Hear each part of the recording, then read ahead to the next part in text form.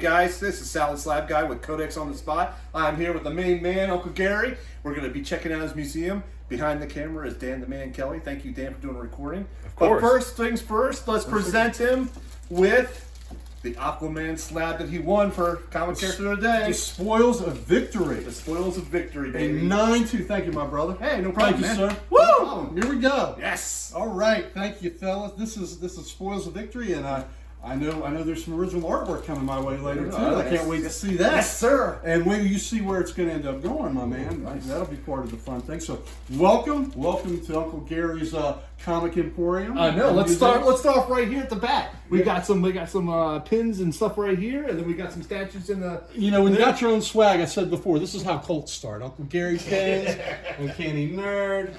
You know these, hats with Uncle Gary, and then these statues. I love these. I'm more of a DC guy. I'm more of a DC guy, but I'm really proud of this Batman statue. This is the first fine art statue that DC did. Yeah. Bowen did it, and with the mirrors, you see the back. You can see the cape being swept in the wind. You can see the outline of his boots in the cape. Nice. It is just so fantastic, and I love these figures.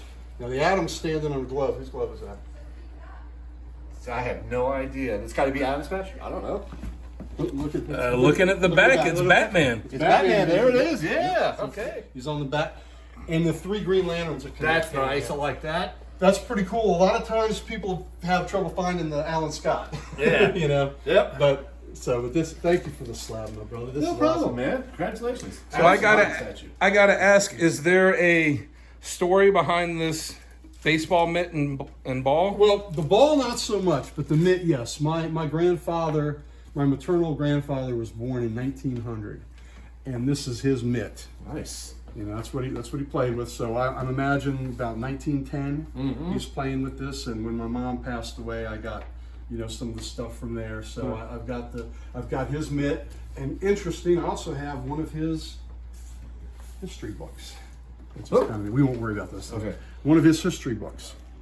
And Nice. it's just neat. And so this is early 1900s that it was done. So it's just, look at that. I'm just kind of I love, this, That's awesome. These old. I think we're all bit by the collector bug. Right? Oh yes. So this is just a part of it. But yeah, thanks for asking about the mitt. And my mother, his daughter, who I lost her 7 years ago now. Right. My mother was a founding member of the Golden Girls softball team here in Vienna, and she has 2 World Series rings she won. So I don't know how many guys can tell you that their mother has World Series rings. So my girls will each get a World Series ring. Yeah. My mother in 2016, early in 2016, she wasn't feeling good. She thought she had pneumonia. I said, well, don't play that tournament in Tampa. Don't go. So she had moved back home to Southern Illinois. She goes to Tampa. She plays in the tournament. Has a little trouble running the bases, breathing. Hits 700. Balls out. Comes home, finds out she has stage 4 lung cancer. Oh my God. I asked her not to go. Thank God she didn't listen to me. And she went and she balled out. She Yeah. played, and that was her last opportunity. And sure enough, 2 months later, she was gone. Wow. So I've got baseball, softball has a lot of meaning to me. One of my favorite movies is A League of Their Own. Great movie. And my mother, had she been born just a little bit earlier, would have played on those leagues. She was that good. And my mother was that good. And then the redhead you just met in there, she's a hell of a ball player too. So we played softball together for years. So that also has a meaning. And Gina Davis in that movie and her when she was playing, there's a lot of resemblance there. Yeah. So not a bad thing. Not a bad thing at all. Not a bad thing to have Not a bad a thing good looking at all. redhead in your corner. Right. Yeah. So anyway, that's my connection with baseball and softball and all that. So Nice. even though I am, I'm football. That's all right. That's I'm all a right. football player. All right. So we're in room number 2, the den. This is my den. My den is an eclectic mix of everything that appeals to me. I sit here, watch TV, and look out amongst my things, and it just brings me joy. All right. One of the coolest, well, I'll get to these first, but on the top here, Aquaman, my favorite character. I love me some Super Sons. This Superman statue is a representation of Superman number 14, which is one of the most iconic covers ever. Fred Ray did it. So, it's a great piece to have. Now we get into these lead figures. These lead figures are one of my favorite collectibles. They're Eagle Moss did them, and they came with a booklet. Now, what's really neat about them, Sal, you're going to be my demonstrator here. All right. So here's a penguin figure. Hold it. heavier than you think. Yeah, it is. You know, so it's full of lead, so it's just kind of interesting. And the ones that are big, like the Kilowog figure, is pretty hefty back there. Some of my favorites. Look how cool the Adam Strange is on the side with his jetpack, and you know, one of my favorite costumes ever. He's right on the far left side is old Adam. So I have them segmented, of course, by Bat Villains, JLA, Green Lantern, and the JSA nice. On the bottom. But you'll see the jetpack. That's so right cool. here. Yep. The jetpack's like holding them up too. Yeah. So you got the Atrocitus one. That's pretty cool. Yep. You got all the core. I sure did. Spectrum represented. I sure did. And nice. Then you go JSA down there. Go to villains, and the bottom villain one, which is really cool. One of my favorite Build-A-Figures. He's not part of that set, but he looks so cool. Is the giant Chemo. Yeah. I mean, come on, who doesn't love Chemo? Yeah. So we gotta have some Chemo. The plates. The plates. The plates. Okay, the plates. These were back when the dear departed, much missed Warner Brothers store. Oh, I know. Had these, and oh my goodness, Alex Ross ones, and that's a Sienkiewicz at the bottom. I can't remember who did the second one. Did I ever tell you?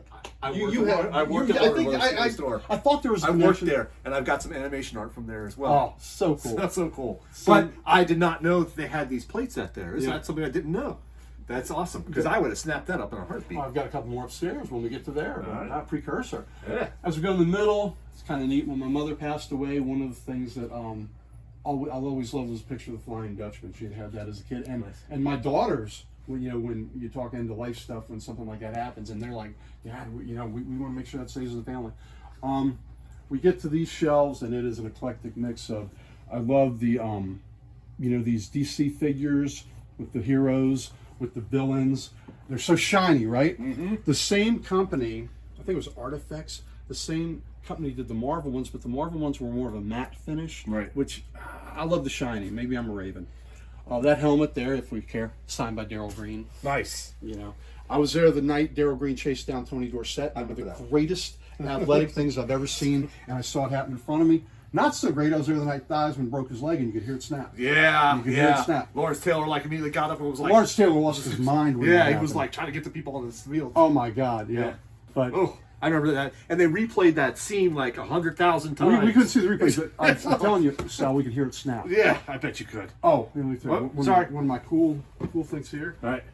So you'll see this around a lot. Swamp Thing 9, my favorite cover of all time.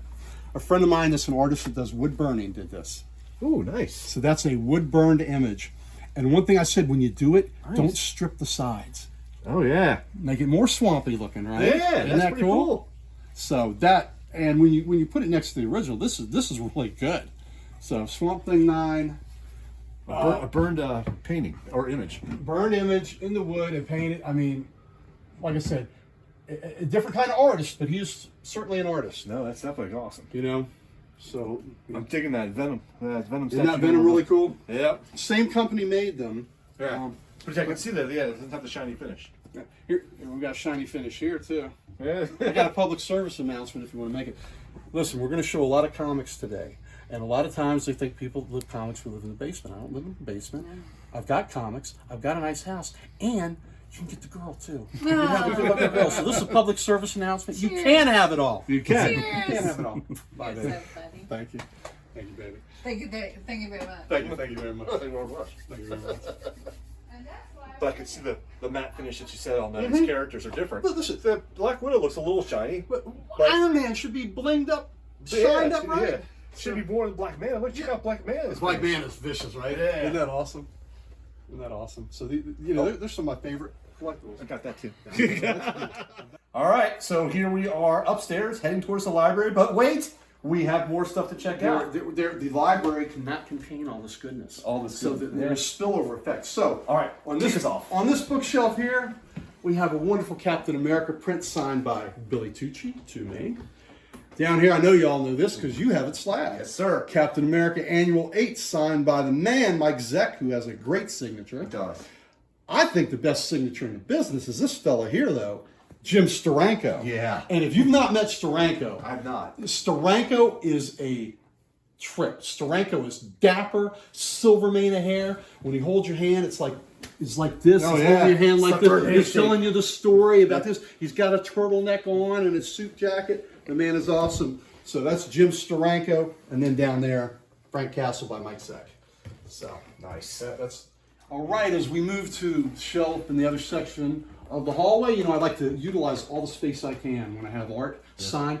This is Great Power Girl by Dan Brereton. I got done last year at Baltimore. One of my favorites characters is the Warlord. One of my favorite artists and creators is Mike Grill. So I have that signed by Mr. Grill. And then underneath, one of my very, very favorite characters, Swamp Thing by Dan Brereton.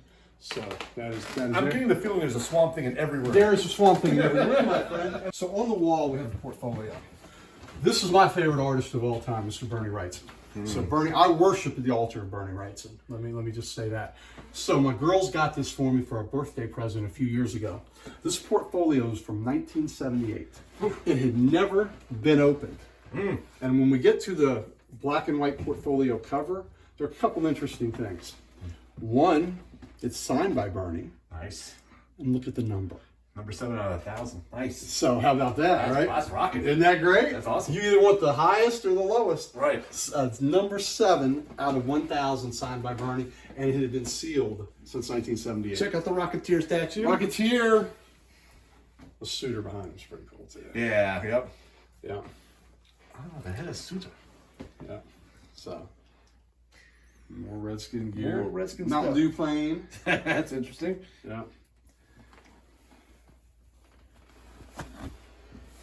And of course, you've got volumes upon volumes of trade paperbacks. Right, I do. And on the back side of that Oh, yeah. shelf, we have 3 more signed prints. Get over to your left, Dan.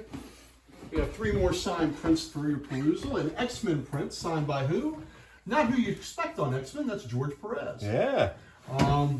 Down underneath is one of the most iconic Perez images. Yep. Signed by George, and I met him once, and it was a joy. Yes. And then underneath is one of the cleanest artists around, Garcia Lopez, and that is just a classic stock shot. That is awesome. I love that one. Yeah. And check out all the volumes. All the of volumes. of In the middle there is Twilight Man, which is a comic. Yep. It's a graphic novel of Rod Serling's life, who's one of my heroes. Yep. I love Rod Serling. Little vigilante action figure. Yep, Vigilante. Well, yeah, I love the Greg Saunders Vigilante. Mm-hmm. I did. I dabbled in acting for a while, and the best role I ever had was the lead in Rod Serling's Requiem for a Heavyweight. Nice. And it had won Emmys on Playhouse 90. Jack Palance starred as the lead, Mountain McClintock, and I did that. And what was really cool about that, the Washington Post reviewed it. Oh, okay. And I have a review from the Washington Post praising them and me. Nice. So no matter what happens, that's always there. You're a star. I always got that in my pocket. Yep. That's right. All right, so here we are with another display case. Are these the same type of figures that we saw downstairs? From here up, they sure are. These are the Eagle Moss figures. They're lead figures. They're wonderfully painted. They're wonderfully structured. Very detailed. Very detailed. Again, they're really cool because they came with a booklet that you look through the booklet and it gives you details about the first appearances and famous storylines and all that. The things on the bottom are more chess pieces and they're lighter. Yes. They're not the lead figures. Oh, the Kingpin, he's heavy too. He's pretty heavy as hell. But anyway, they're just so damn cool, right? They are.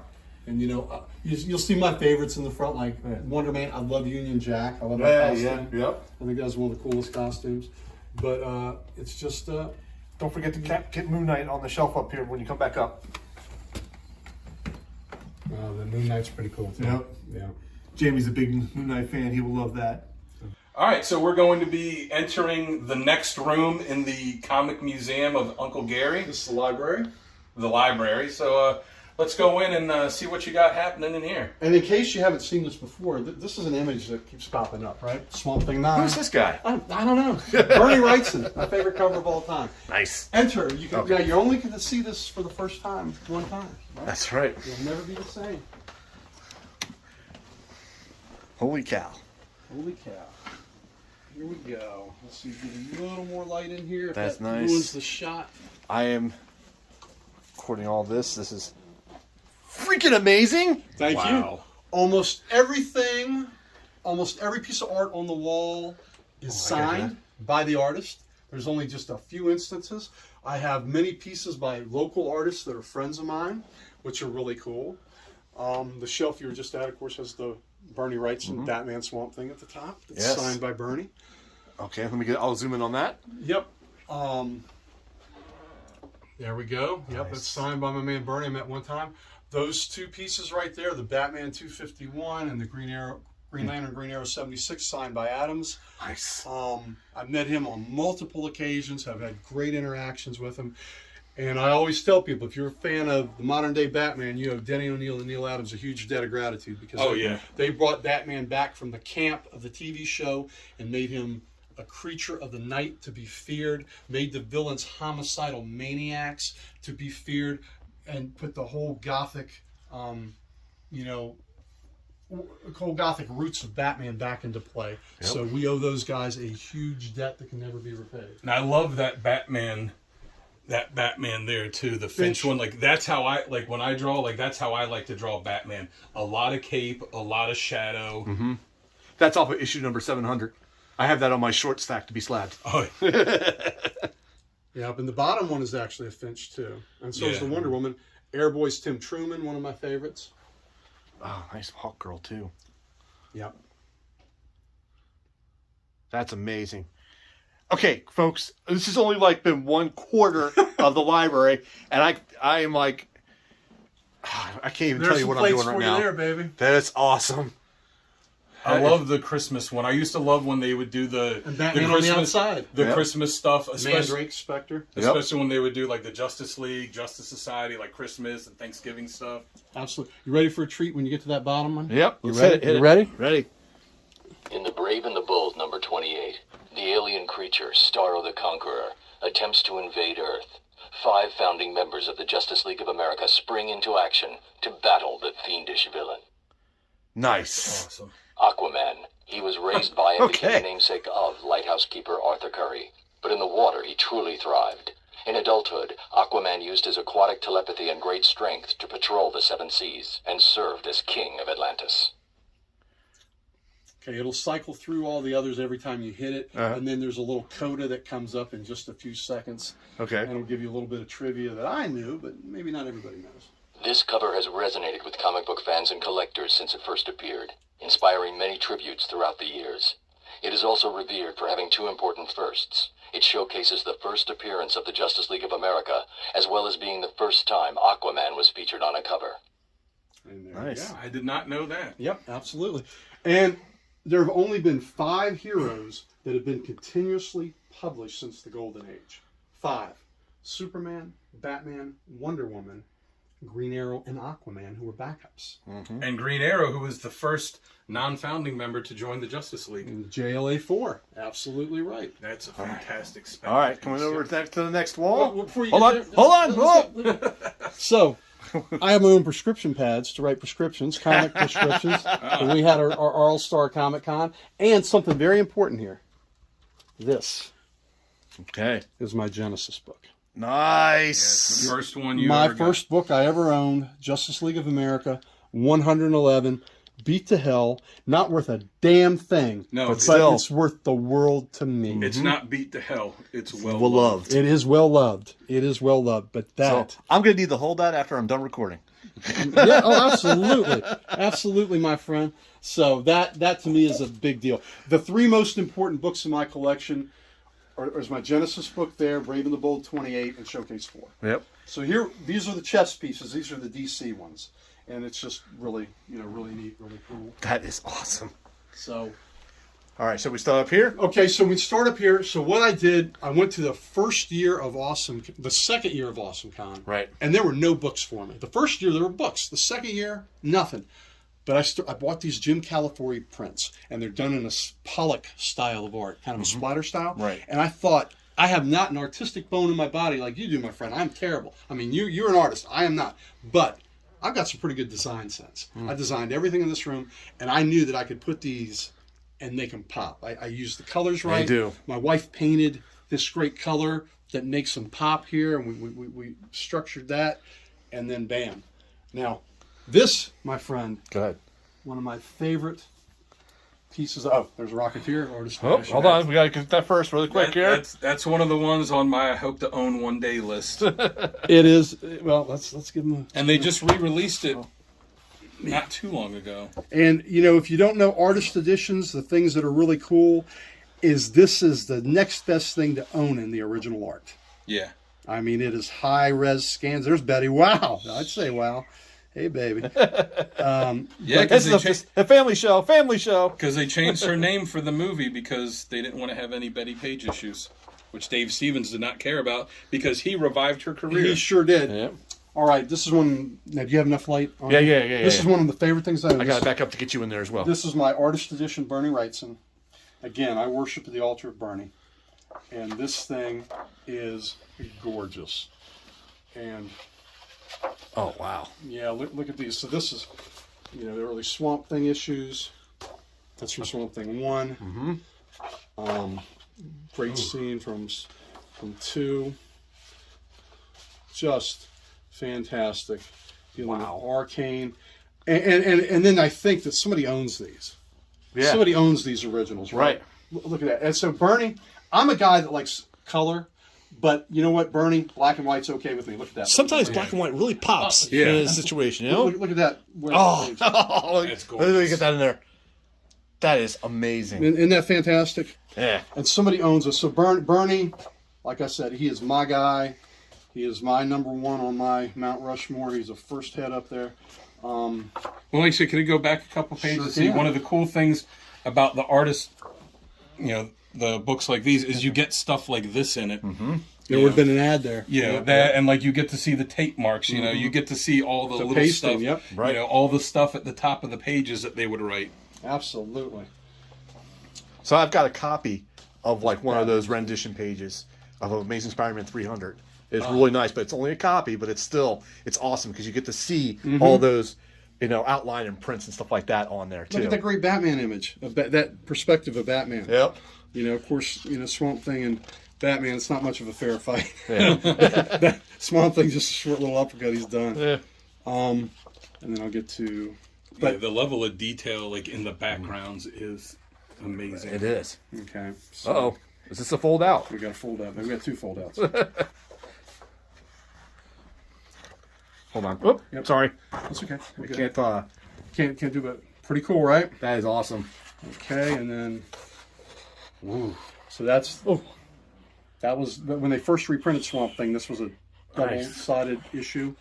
And this is the cover of Secrets of the Haunted House 5, which I have several copies of downstairs. I have every bronze DC horror book ever made. Oh, I love that. Isn't that great? That's awesome.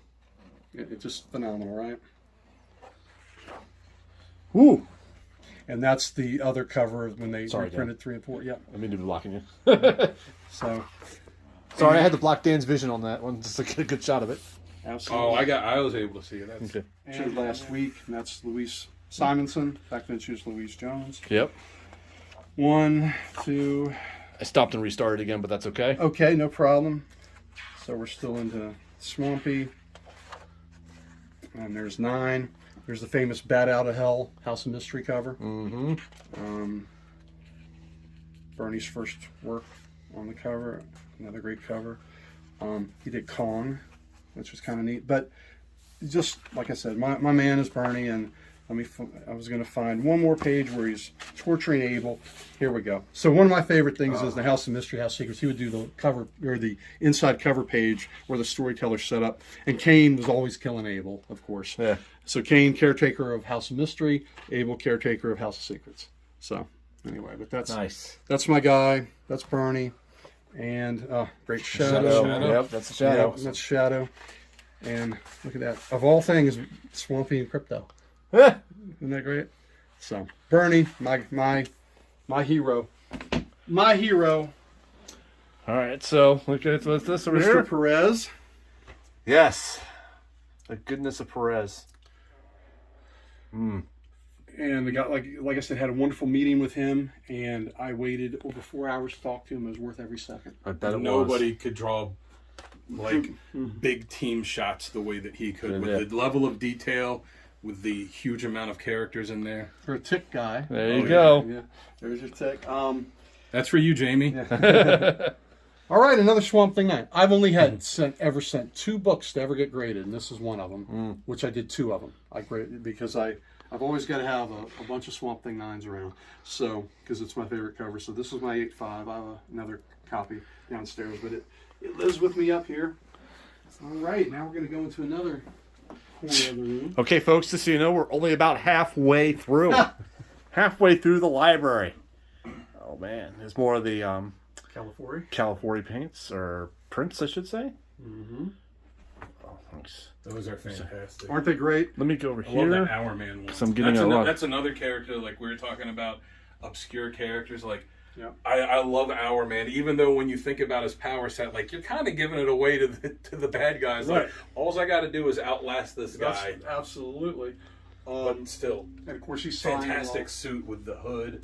I agree. I love the JSA had such great costumes. Oh yeah. One crossover I wish that had been done, which never was, but just seemed to make so much sense, is JSA and Invaders. Yeah.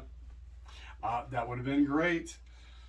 And they already fought the same villain, so you don't even have to come up with some kind of different villain for it. No. You just, work something around, like, per Degaton, puts them together or something. Absolutely. I love how these statues are always they're coming out of their power sets almost, you might say. Yeah, one thing I was going to do that would have made these really cool on these is get some kind of light, like a light stick or something to put up there, because it makes them kind of translucent, and it's kind of cool. I just had never done that yet, but it would be a cool effect.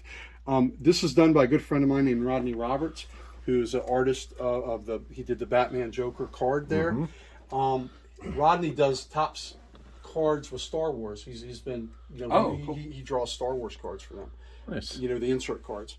He did the Thunderbird for me too. And then on the bottom, the Jonah Hex one is done by a good friend of mine named Kevin Starkey.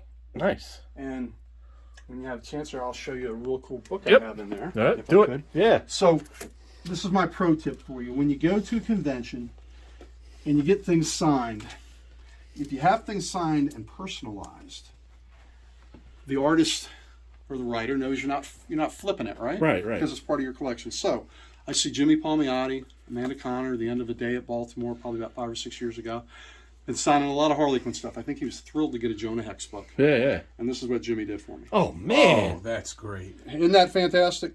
That is awesome. Again, to Gary, got Jonah cutting his good eye at me. Got the braid on the hat. Smoking a cigarette. Smoking. Isn't that great though? That's awesome. And that's a cherished possession of mine. Right. But again, you go and you ask for get things personalized. And yes, it devalues it, but you know what? Not to me. No. And look, would you rather have something signed by him and not drawn in, or something that says to Gary? Yeah, with that or to yourself. Yeah, definitely. Absolutely. As we get here, this is my good friend again, Kevin Bednards. We did at All Star Con, which was our con. I had a booth like Lucy's psychiatrist booth, and I was writing the doctor prescription. So he did that caricature.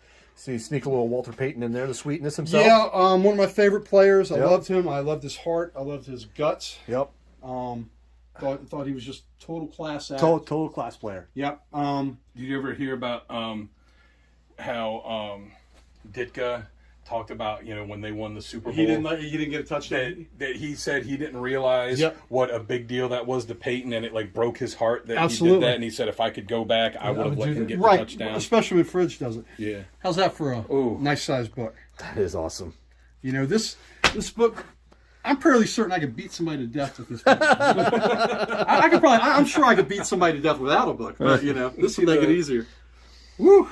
Yeah, it's got some heft to it, right? And of course, it's the Galactus Tales. Yep. So That's fantastic. isn't that great? Get it? Yep. I see what you did there. Saw it. There's some Dave Stevens for you. Nice. Some Bernie, some of his early art. There's some Dave Stevens. Woo. And that's not Dave Stevens. It's J. Scott Pike. But anyway, my Grimjack. Kevin Bednards again. J. Robert Deans did the Grim Jackrabbit, who he's at Heroes Con this week. Tim Truman signed that. And then when we get to the corner, that's the piece I commissioned from Mike Grill last year. That is Nice. beautiful. The Warlord. Isn't that great? Yeah, hold on, I got So he one. made that for me at Heroes Con last year. I got a little bit of a light problem with that. There we go. Yeah, pretty cool though, huh? That is awesome. So that's a piece of original art. We get to my shelf here. Yep. As we come down, my buddy Kevin Starkey did that. Rodney Roberts again did that. Kevin Bednards did the logo for me. Starkey, A little Constantine action there. yep, did that. Kevin Bednards did that for me. Nice. Was that a puzzle? Yes, it's actually a puzzle. He does things for the Still Brave every October. He does Inktober, and he does like 31 days of stuff, and they auction them off. And that was mine. This Great Swamp Thing was done by my buddy Rodney Roberts again. I'm seeing a pattern. I'm seeing a pattern. Yep. So I mean, I love these local artists. Yeah, man. Let me step back You're here. gonna step back to get this because this is pretty cool. I've got that same George Perez book. Which one? The Oh one, yeah, the art. gotcha. Wow. That's a pretty cool setup, right? I told you, no art, but I got a design sense, baby. I can see the theme of that shelf there. Yeah, absolutely. JLA, JSA. The bookends are really cool. The JLA, JSA bookends. Okay, let's go back up here real quick. Yep. Original piece by Russ Braun Nice. for me, The Battle of the Swamp to Gary. So that's an original piece that he did for me. There's again Bernie's famous Frankenstein scene, and then the tribute that was done in the comics. That was an ad page about his life. Signed by Perez. Signed by my man Tim Truman, the scout figure. Mm-hmm. All right. Another Bernie. We'll get to the bottom. Let's see. Let's see if we have any other cool things to show, folks. Let's see. Let's go with JLA Avengers. All What? right. What is that signed?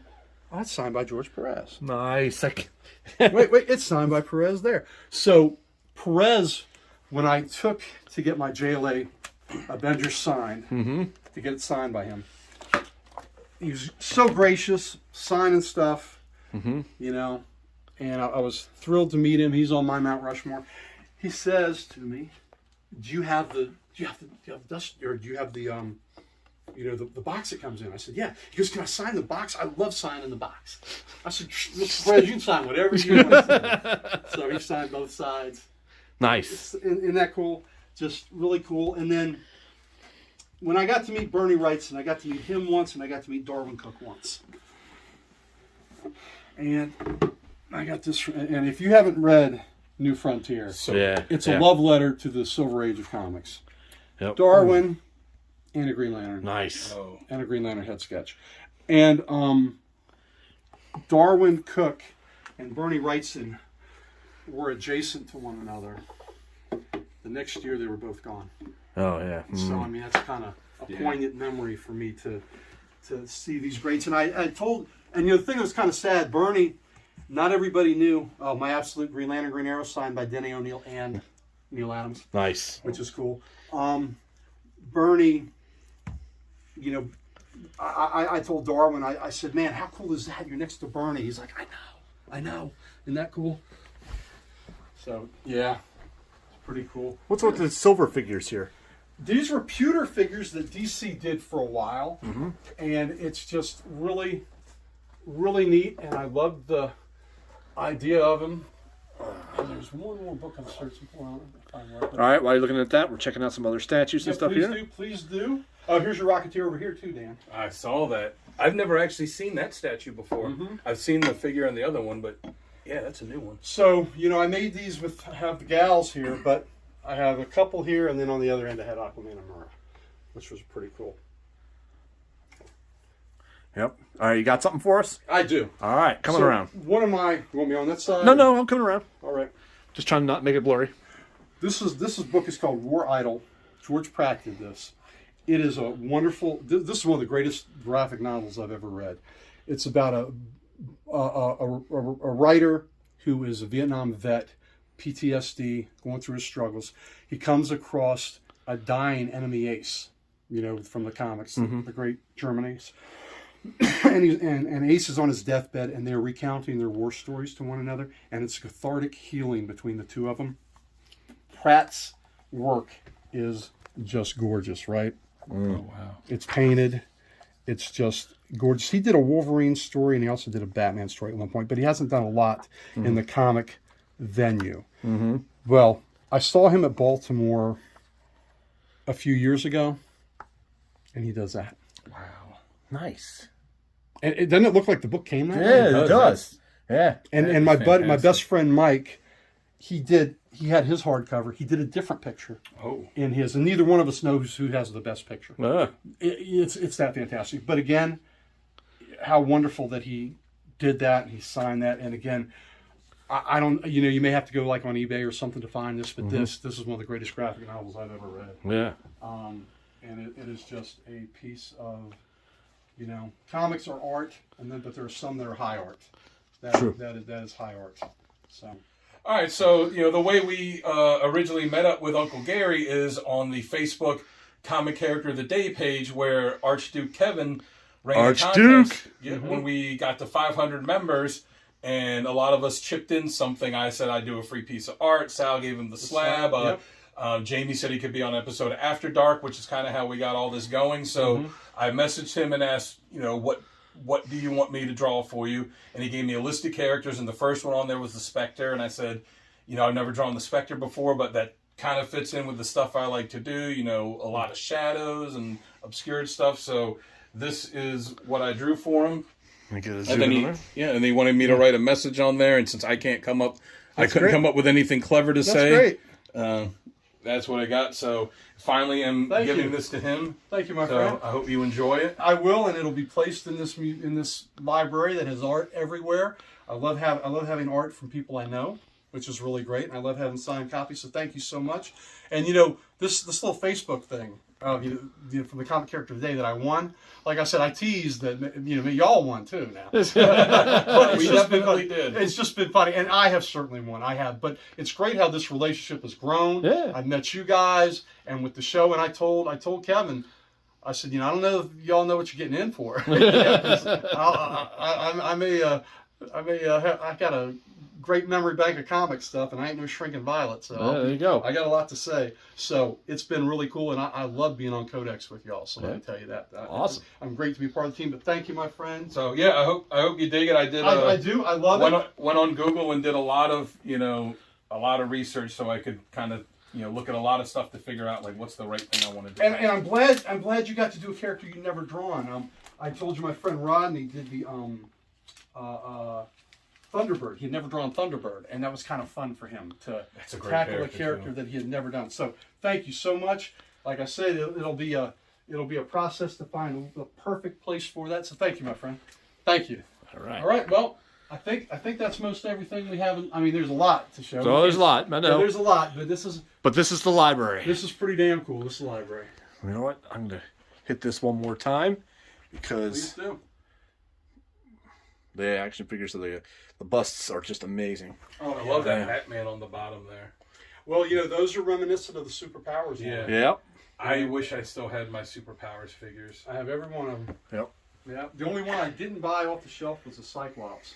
Not Cyclops, Cyborg. Cyborg. Did you And I got one. Did you? I guess we'll find out when we go down there. Did you get like the bootleg? Was it the bootleg Mexico ones where they had like characters that weren't released? They're not. They're not like there's a Riddler. Those aren't out. But yep. All right. We're concluding the library. All right. Thank you, Uncle Gary. Let's move downstairs. If you think this was something, you ain't seen nothing yet. All right, so we're going on to the next leg of our adventure. You want to tell us what we're going into now? Oh, now we're going into the main room. The nitty-gritty. If you think you've seen some stuff, wait till you see this. You can never unsee it again. So, just I hope you're prepared. And all I want to say is enter freely and of your own will. All right, Dan, make sure you shut that door. Yeah. Woohoo. All right. Okay, here we go. Stairs. Nice. I'm going to turn around and get this picture behind me. Got a little Alex Ross on the walls. Alex Ross is actually in one of my top 4. He's on my Rushmore. Yeah, he's on my Mount Rushmore as well. Okay, here we go. Some more over here and some more on my left, which I will grab. Be careful, there's no railings as you come down. Not a problem. And I have Guardians of the Steps. Yep. We'll get those guys on the steps afterwards. I'm going to go straight down so I don't fall flat on my face. Come straight down. Holy cow. Yeah. These are all individual issues, folks, Yes, they behind are. all these figures. Those are all the original Superpowers figures, Holy crap. among many others. Which way do I even start? I don't even know. That's exactly right, baby. How do you Wow. even start? How do you even start? I told you you can only see this for the first time once. I think I should have walked down here first before recording it. You know? Let's Holy. Well, this is your domain, so why don't you start us off? Start us somewhere. just I'm as we come down. This Look at that is Captain America. That's awesome. that is a Love great. Okay. All right. Sorry, go ahead. All right, here we go. So this is my main room. This is where I have the figures, where I have the comics. Some people look at the figures and do not realize there are books behind the figures, Yep. which is pretty freaking cool, right? Yep. Oh yeah. So I have the figures. I have the books. I've got books facing out so we can see some. Not necessarily, these books aren't representative of what's behind there. It's just I put them. That swamp thing looks vaguely Yeah, it looks familiar. vaguely familiar. I bet it does. I bet it does. You got a lot of those around. The JLA Avengers, which is one of the greatest, my greatest superhero book of all time. Cap covers, some war covers I love. That Moon Knight cover is spectacular. Oh yeah. Yeah. Jamie, Jamie, that's check it out. Psychonauts that did that, right? I don't know if I- Sinkadetch, whatever his name. He had some just amazing Moon Knight covers. Okay, a guy that doesn't get enough love. Jim Aparo. Oh yeah. Yeah. Look at what he's doing. He's melting the dude's hands. Can't hold a gun if your hands are melted. That run of Adventure Comics went 10 issues, and the Spectre would turn guys into blocks of wood and cut them up. This is why when y'all do the Spectre show, I'm going to be offended if you don't have me on there. The stuff that they Yeah. would come up with for Spectre Oh. to do to these guys Yeah. was just outrageous. You know, whenever people would say, you know, when they get in their fights, oh, Thor's the most powerful, blah, blah, I'm like, Spectre. That's it, Spectre. You know, you're talking about an aspect of God. So I just love that character, and I love that Aparo run. And also, I'm really excited for Tim, who is getting the Mandrake run, and we'll read that and talk about that afterwards. The Alex Ross figures Yes. are just phenomenal. Let me show I you. love the Firestorm one, how they did the fire on his hair. Yeah, let me get back up there and I'll zoom in on him. And that Batman light. Yeah. Oh yeah, the Batman light's really cool. Yeah. And then I'll show you one on the bottom that's really cool, but just a great set. I like those Identity Crisis ones too. I like Nice. when they did that, you know, like that, you know, Well, I they like really when- mirrored the art style. Like Well, they do a exactly. lot I now. like when they do that because I have some McGinnis ones over there, and they're all big and blocky. Oh, yeah. I love it when they do a line that mirrors the artist. Yeah. You know, Yes. which is really, really cool. So, What you got for us on the bottom? That all right. Batman? Okay, so this Batman on the bottom, I put him on the bottom so I don't want him falling because he's delicate. Okay, this is part of the Oh. Justice line that Ross did. What is this costume reminiscent of to you? Kingdom Come. No, No, it's no, like no. the Batman Beyond. Does a it? little more than that. Look at the costume. What does it remind you? It's kind of like the Adam West show a little bit. The Batmobile. Yes, The Batmobile. it's the Batmobile. Look at the piping. Oh yeah. Look at the the symbol, Oh, yeah, okay. the exhaust. Oh, okay. So I was it- wondering what that Yeah, was. Right yeah. there. Okay, all right, So very good. it's the Adam West Batmobile, which is a cool touch, right? Yeah. That's So- my favorite of all the Batmobiles. You know what? I like it a lot too. I do like it, but I keep him down there because sometimes guys take a dive, and I can't have that one getting hurt. I can't have that one getting hurt. Like, just because you got the wings doesn't mean You can fly. That's right. All right, up here is a Murderer's Row of some of my favorites. All right, let's go. Quiz. Who's that? It's Commandy, the last boy on Earth. Who's the artist? Classic Kirby. Yeah, Kirby. Artist. That's the Aladdin stuff, right? That is Aparo. Paro. Yep, that is Aparo. My apologies. No, that's Paro. okay. But Aparo and Adams very, very similar. Yeah, that's Wrightson, isn't That's it? Bernie. It's Bernie. That is Bernie. There's another Bernie. Oh, that's such a good Isn't that great? And you posted that one as I a sure cover of did. the You day did. not long ago. I sure did. Hey, I told you all when they asked me to be cover of the day, it's going horror, it's going old school. That's fine. Because these, like I told you, these are books that I don't know. Yep. Neil. And the other day when you said you were going to get a book, that's a great compliment. Yeah. Grill. Kubert. We know Kubert from Sergeant Rock. How awesome is that cover? Yeah. Come on, man. That is great. God, does that look like a pre-Wolverine or what? Yeah. Yep. with the hair and everything. Yeah, well, kind of. Yep. So there's another Tarzan. Nice. Speaking of Sergeant Rock, that is a great Sergeant Rock figure. It is. He's holding a grenade too. He's ready. He's got a I great like the side, that Captain America one there. That shield is just enormous. Yeah, it is. It's like a surfboard. That's my Americana show. I love Uncle Sam. Oh What's yeah. you? What's you, baby? Oh yeah, I love the Uncle Sam and Freedom Fighter comics. Oh, I do too. I need to get one of the 40s Uncle Sam. Beta Ray Bill. Yeah. Oh, nice. Looking for that. Okay, what else we got? All right, Keep going. Move along. Like, Did you get those Green Lanterns for Jamie? I did not. That's got his favorite lantern there. Let's go down there. That's Hal Jordan, right? Hal Jordan is his favorite. No, seriously, isn't it, Kyle? It's Kyle Rayner. It's his I'm favorite just- and my favorite, Guy Gardner. Yeah. Or Nort. I think Nord is the hoot.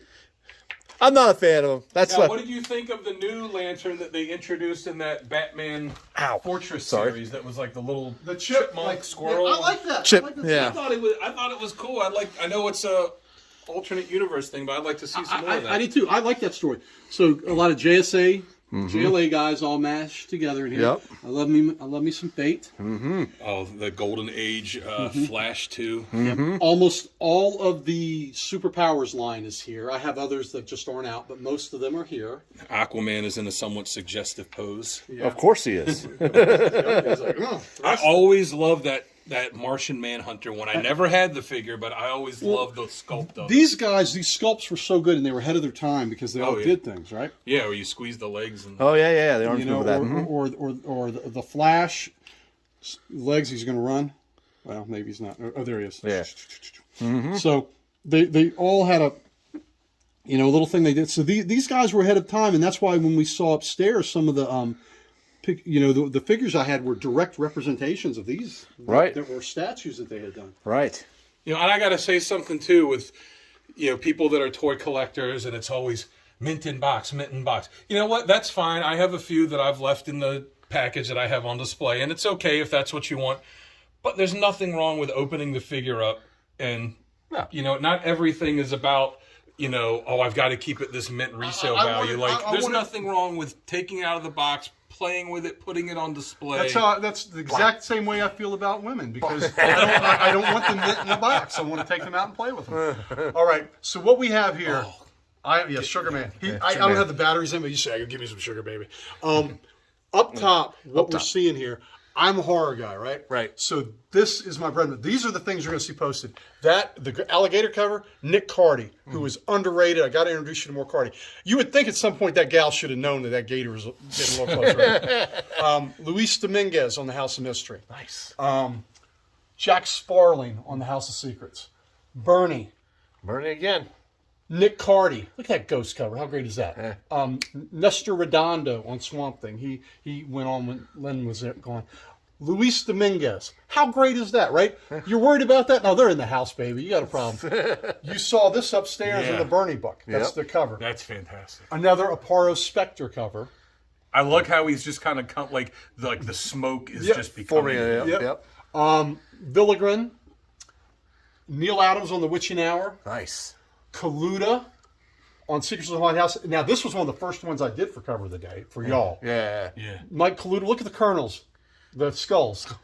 And he graduated my high school in Arlington. That I went Wow. to. Okay. Yep. And we do have a bonus one back there. A bonus.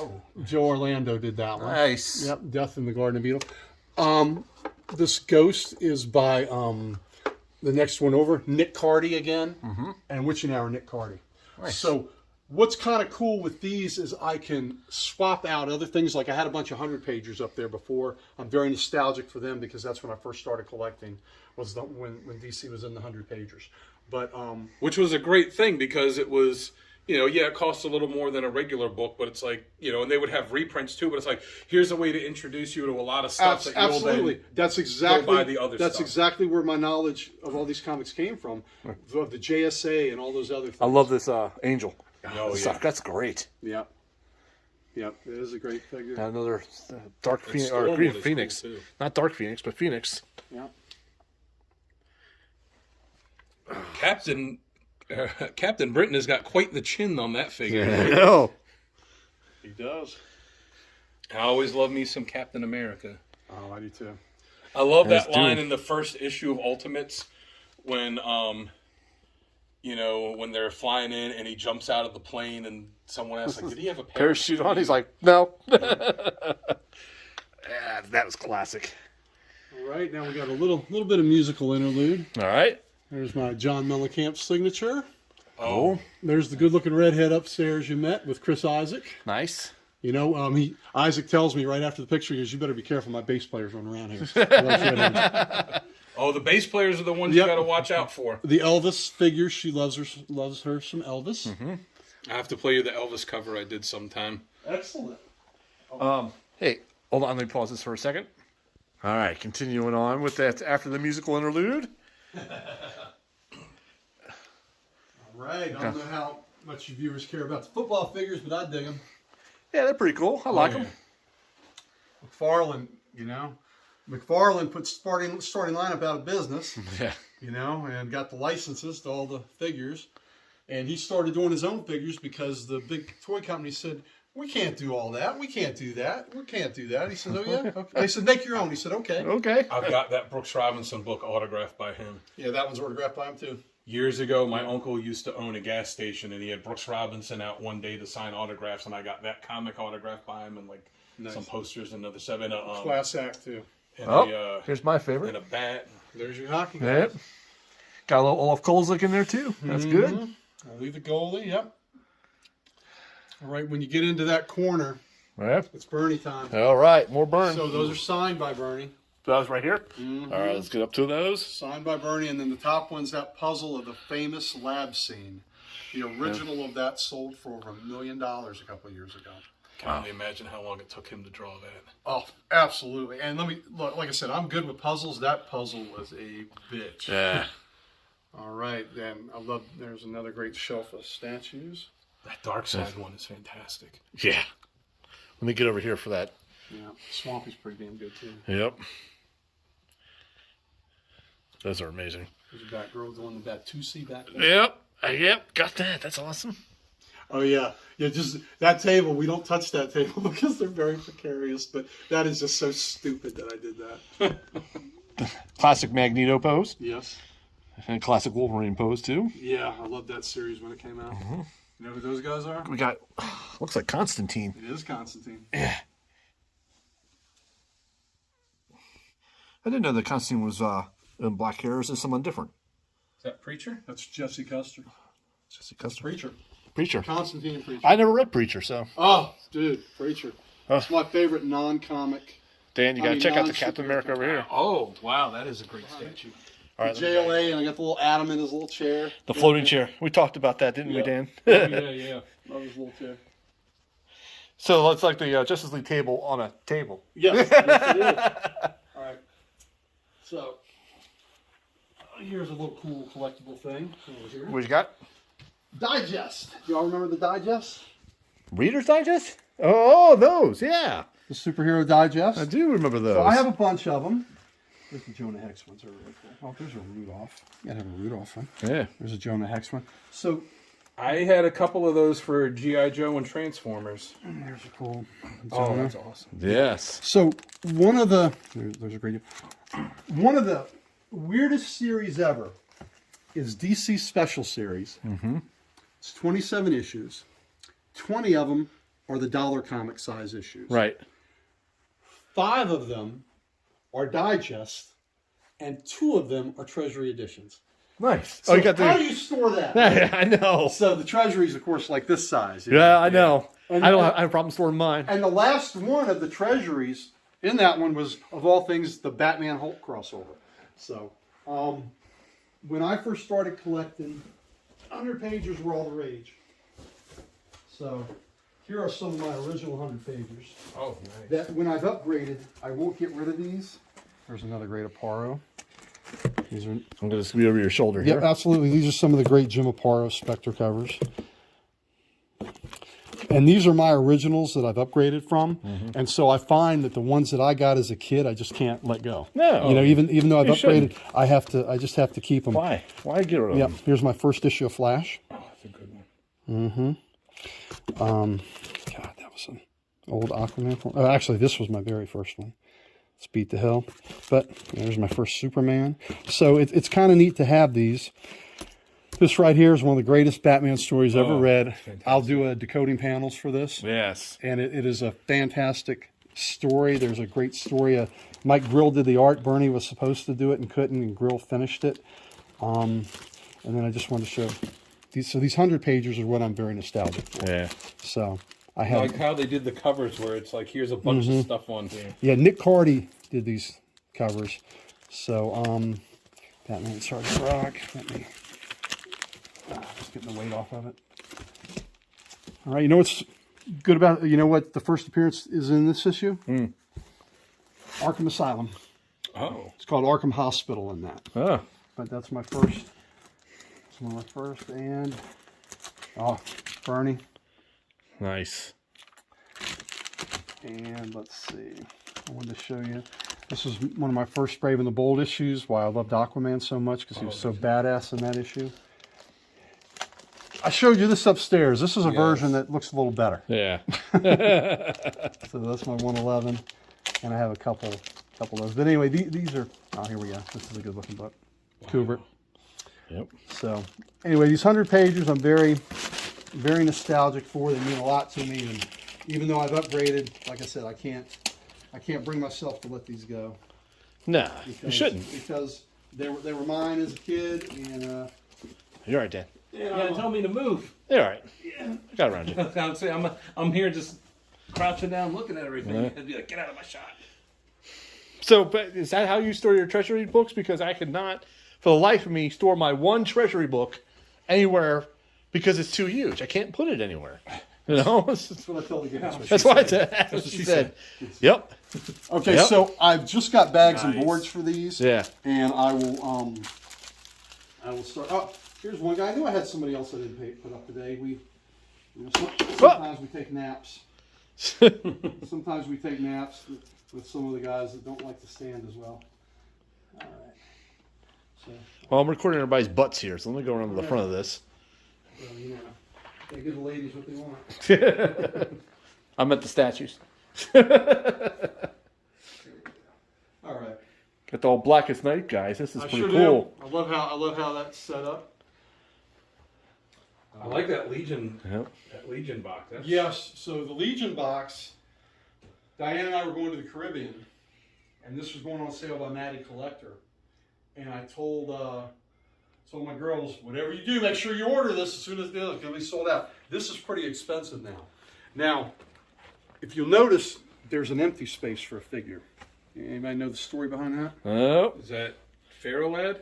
It's not Pharaoh Lad. That's kind of on track. That's Invisible Kid. There were people that were pissed off about that. Yeah. I think it's hilarious. It's great. You're getting all these figures. They've never released figures of some of these people before. Right. Wildfire. How badass is Wildfire's costume? So, Matter Eater Lad is got a chunk of stuff. He can eat anything. You know what planet he was from? No idea. Bad joke. It was true though. Bismol. It's from Planet Bismol. So I've got Lobo here, like he's a bounty hunter, which he is. Yeah. And he's captured the Legion. So I like the dog that goes with. yeah, that's dog. That's dog. Have you ever wanted? Who's ever wanted to fry somebody in an electric chair? Anybody? We won't talk about Who that. wants to do the honors? Go You're ahead. just going to press that lever down. Nice.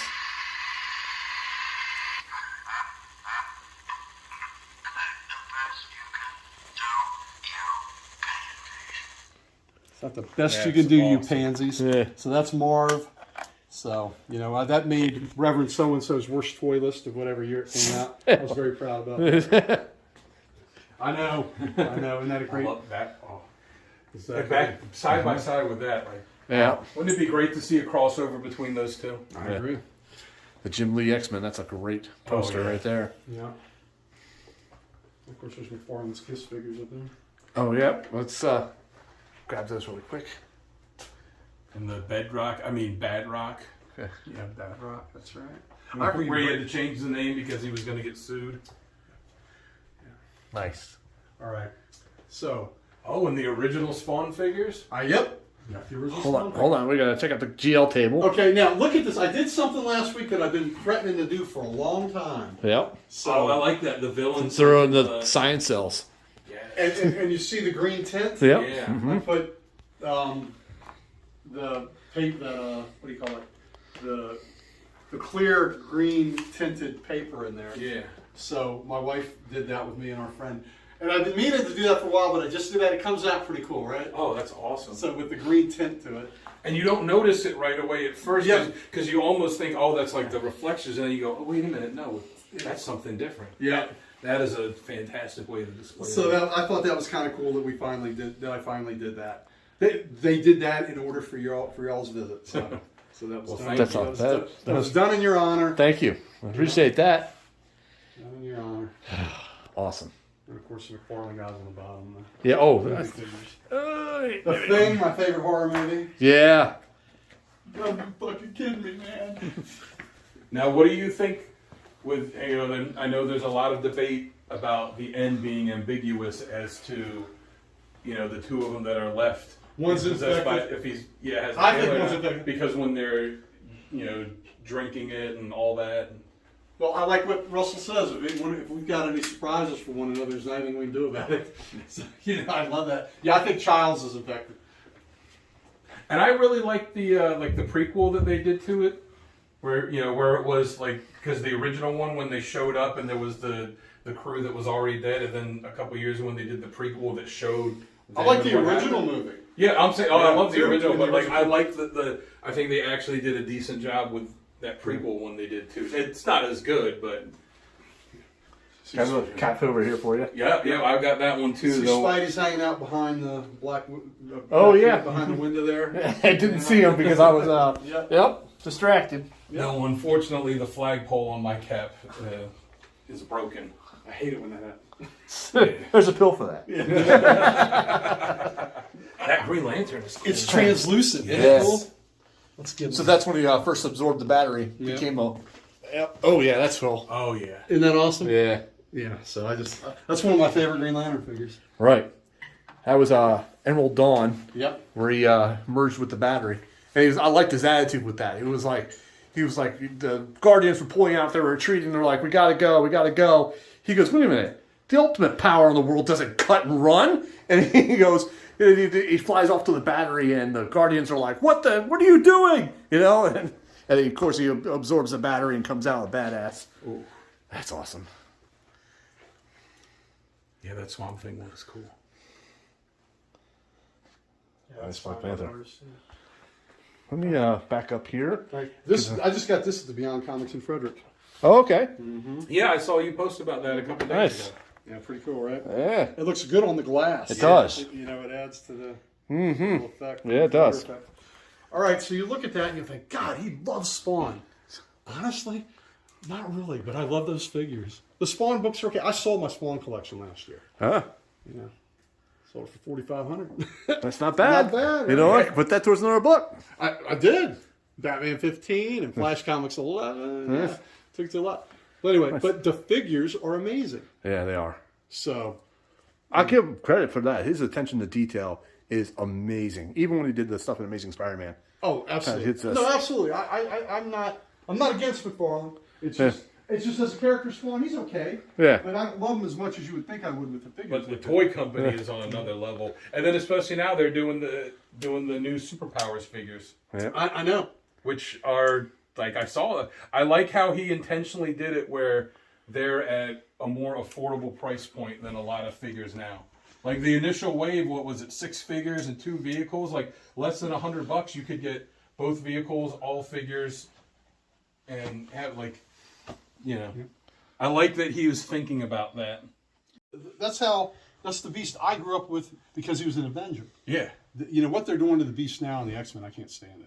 Yeah. Yeah. I just. They're trying to turn. It's like they're trying to turn him It's into like Dark Beast. Yeah, Yeah. exactly. And I'm like, there's a character for that. His name is Dark Beast. Yeah. You don't need to make Who him. was bouncing around the regular Marvel was. universe for a while. The Manhunter statue. Yeah. Yes. That was such a good book. It was. And I like the when they made the the regular series with the woman. I love that book. Oh, I did too. I did too. I can't remember her name off the top of my head. Kate but- Spencer. Yeah, Kate Spencer. Like I have the whole run. That was one of my favorite books. Hey, every all right. month. You All right. So, football fan. Yep. That's Slinging Sammy Ball. Yep. That's signed Slinging Sammy Ball. Oh, So that's nice. pretty cool. Signed Riggins. Nice. So if we have any Dallas Cowboy fans, this is my Dallas Cowboy joke. Boo. This is my joke because here's the running back, and here's Roy Williams way behind chasing him. And he always got beat deep, so that was great. And of course, I got my Super Bowl things there. Yep. We want to veer in here. Uh-oh. Got a restroom here. I can live down here. No, we're not all going to the bathroom together, Let's folks. go. Can you hold this for me? Put the camera down. I can make both hands. See if they edit that out.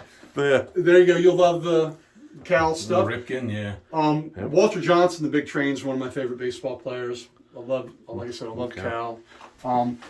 Let's see. Sean Taylor Town. That's nice. Yeah, I was there at Good the touch. game after he was murdered. Yeah, Yep. that towel was given. Oh, out. when they came out for the first play with 10 guys. Yeah, 10 It guys. Didn't Didn't even tell Gibbs. Yeah. I know Gibbs wasn't thrilled with that. I don't blame him. What's behind the door here? More cards. I want to get those. Yep. Really quick. Yep. It was lucky they didn't give up a big play on that. Yeah. Now, That was a great tribute. in high though. school, this will be on cover today at some point. Definitely. Got to. But these are books I already own and I'm buying.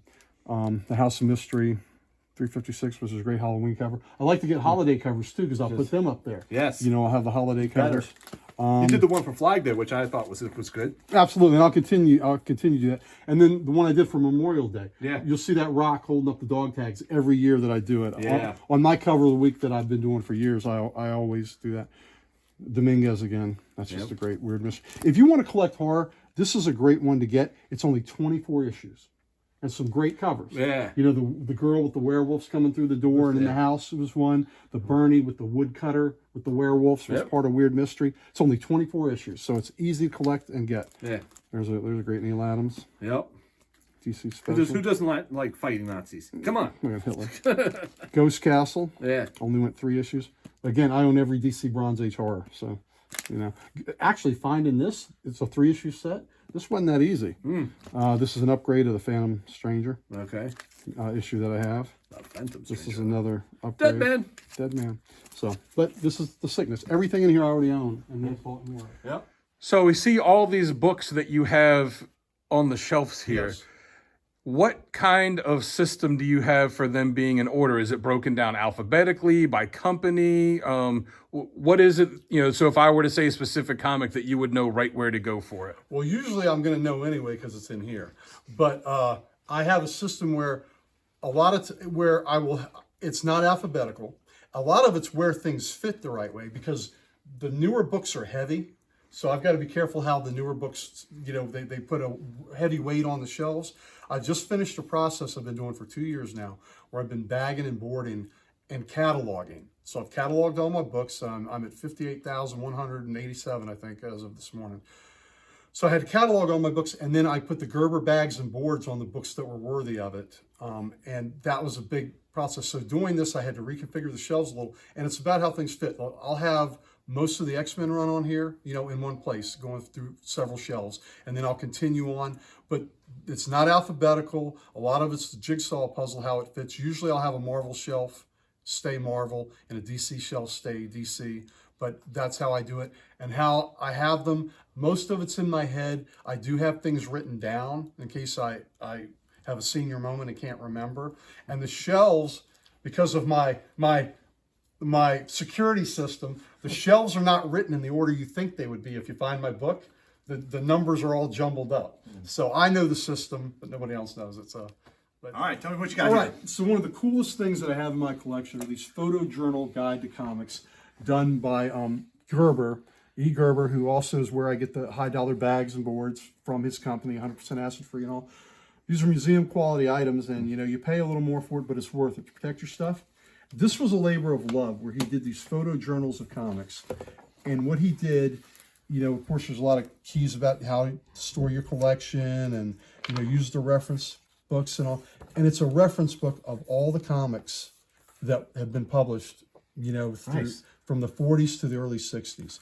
And these things are fantastic. They're guides on scarcity. That you can look up how scarce is my book that I have. Here's the All Stars, right? You see these great. I actually have that one. This is a Grail book for me. Right. All Star 3 would be a Grail book for me. But this is just a beautiful guide, and it's so informative. There are titles that I've got that but to see the books you have, and then he has ones that don't have pictures of because he couldn't find a picture of to use. Right. And my buddy Damien found a book that was rumored to exist and actually found one and submitted it. And so that's one of those books that they didn't have any proof exists. I think it was a Black Cat, as a matter of fact.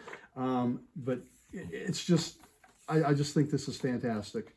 And these are big tomes, but it is one of the greatest reference Book guides out there. books out there. So he lost money on this deal. He did 2 volumes of these golden age ones to the early 60s. Right. And then he did 2 Marvel volumes, and he was going to finish with 2 DC volumes, but he never got that far. And I guess, like I said, they lost money on it.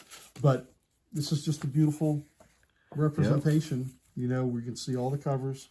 You can see all the books, and this went up, I think, to like 91, I want to say. Wow. Where you could see the Marvel covers where he did. But it's just a fantastic book. And then something that came out last year, and I actually got Hey, Swamp Thing. Swamp Thing remastered Nice. by Bernie. Well, it's got the Oh, yeah. feel to it. Yep. And if you haven't read these original issues, they're pretty spectacular. I know you've seen pictures because of what we just did today. But at the Beyond Comics in Gaithersburg, they had a fellow, Mr. Villarubio, who did the remastering. He drew that for me. Nice. That Swamp Thing. That's awesome. Picture on there. So he did. He was behind the coloring, making sure that that when they did the colors. And that's the shop we go to. Yep, it is. It's just the I'm sorry, the Fredericksburg. Oh, you said the Frederick one. Okay. Yeah, I think I said Gaithersburg. Gaithersburg. Okay, well. There's that werewolf Yep. saw in black and white. Yeah. That's the color version. So he did a great job overseeing this. So, but this just I love it. So again, one of my all-time favorite runs. That's amazing. That's awesome. All right, Gary. This is called Hit Me series. The Hit Me series. So hit me something with something like You want me to start off small? Start small. We'll start off small. Oh my God, Daredevil #1. What the hell? Come on. But one's no fun without 2. Oh. Without 3. You got to have the series. Without 4. Without number 4. Without Jeez. 5. Without 6. Is this the never-ending box of series? When does he change his costume? Number 7. Oh yeah, the Daredevil Namor team up with Oh, look at that. Look at that. Stiltman. Stiltman. Yep. 10. no MODOK. No MODOK though. 11. Oh, Oh, there we go. So, how about that? How's wow. That's that? amazing. You ever seen all 11 in a row? No. This is amazing. Look at that one. That It's not And bad for- copy, is a right? beautiful No, looking. it's not that copy. bad for this age of a book. Yeah. Does it kill you that they're not slabbed? A little bit? No. Or not at all? No, Okay. not at all. Not at all. I mean, I do it for representing the artwork on the wall to show it off. Like, if I got this, I would be slabbing. Well, but the other thing is, too, I understand if you're going to sell it, you need to, right? Yeah. But I'm not selling these. I've told you before, I'm looking for a hearse with a luggage rack. Yeah, that's just because. Now, here's something interesting about Marvel books of this era. How many number 2s were red covers? Spidey 2 is a red cover. Yeah. Sergeant Fury 2 is a red cover. Looks like Daredevil #2 is red. Daredevil's red cover. X-Men 2 is a red cover. Yeah, it is. So it's just, there's a lot of red covers on the number 2s. So The red it's ink was on sale that week. maybe so, You know? man. Maybe so. But just great issues. And of course, that's what I paid for it way back when. It's not that now. No. But, How long ago did you purchase that one? Just out of curiosity. I don't remember. Okay. Years go by. Probably 5 years maybe. Okay. 5 years. So All right. not as fun, but still a pretty good first yeah. appearance. Yes. And probably the backside has got another one. I think I think at that point I'm doing them front and back. Yeah. Yep. Okay. And then that's a big. I think that's the first Yep. Miller one, right? Yep. So this is the Miller run, so I don't know if it's important to show all these if you all care, but if you want to look through them. And these are front to back. Yep. Oh, okay. Without fear, but bam. That's awesome. Beware of the Hulk. Oh, what's this one? This is Yeah, that's great. Matt Murdock. Yep. Or, I mean, Battling Jack. So these are the Miller issues. So if you want to go through them, great. If not, that's fine. We'll blow through and move on. just take a quick look, huh? Just take a quick glance. Laser armed fire. Still think he's gonna miss. Yep. Yeah, it's a kind of a significant one, I'd say. Yeah, this is a little significant right here, huh? Yep. And the condition on these is pretty decent. Yeah, not too bad. Not too bad at all, as Tim would say. There's a good Kingpin issue. Oh, there we go. There's another good Kingpin issue. Yeah, that's nice. Yep. You know, a little trick sometimes with my books, I put boards in the front here, so Yeah. when you pick them up, you don't dent your I've done that. books. So Yep. I It also, yeah. There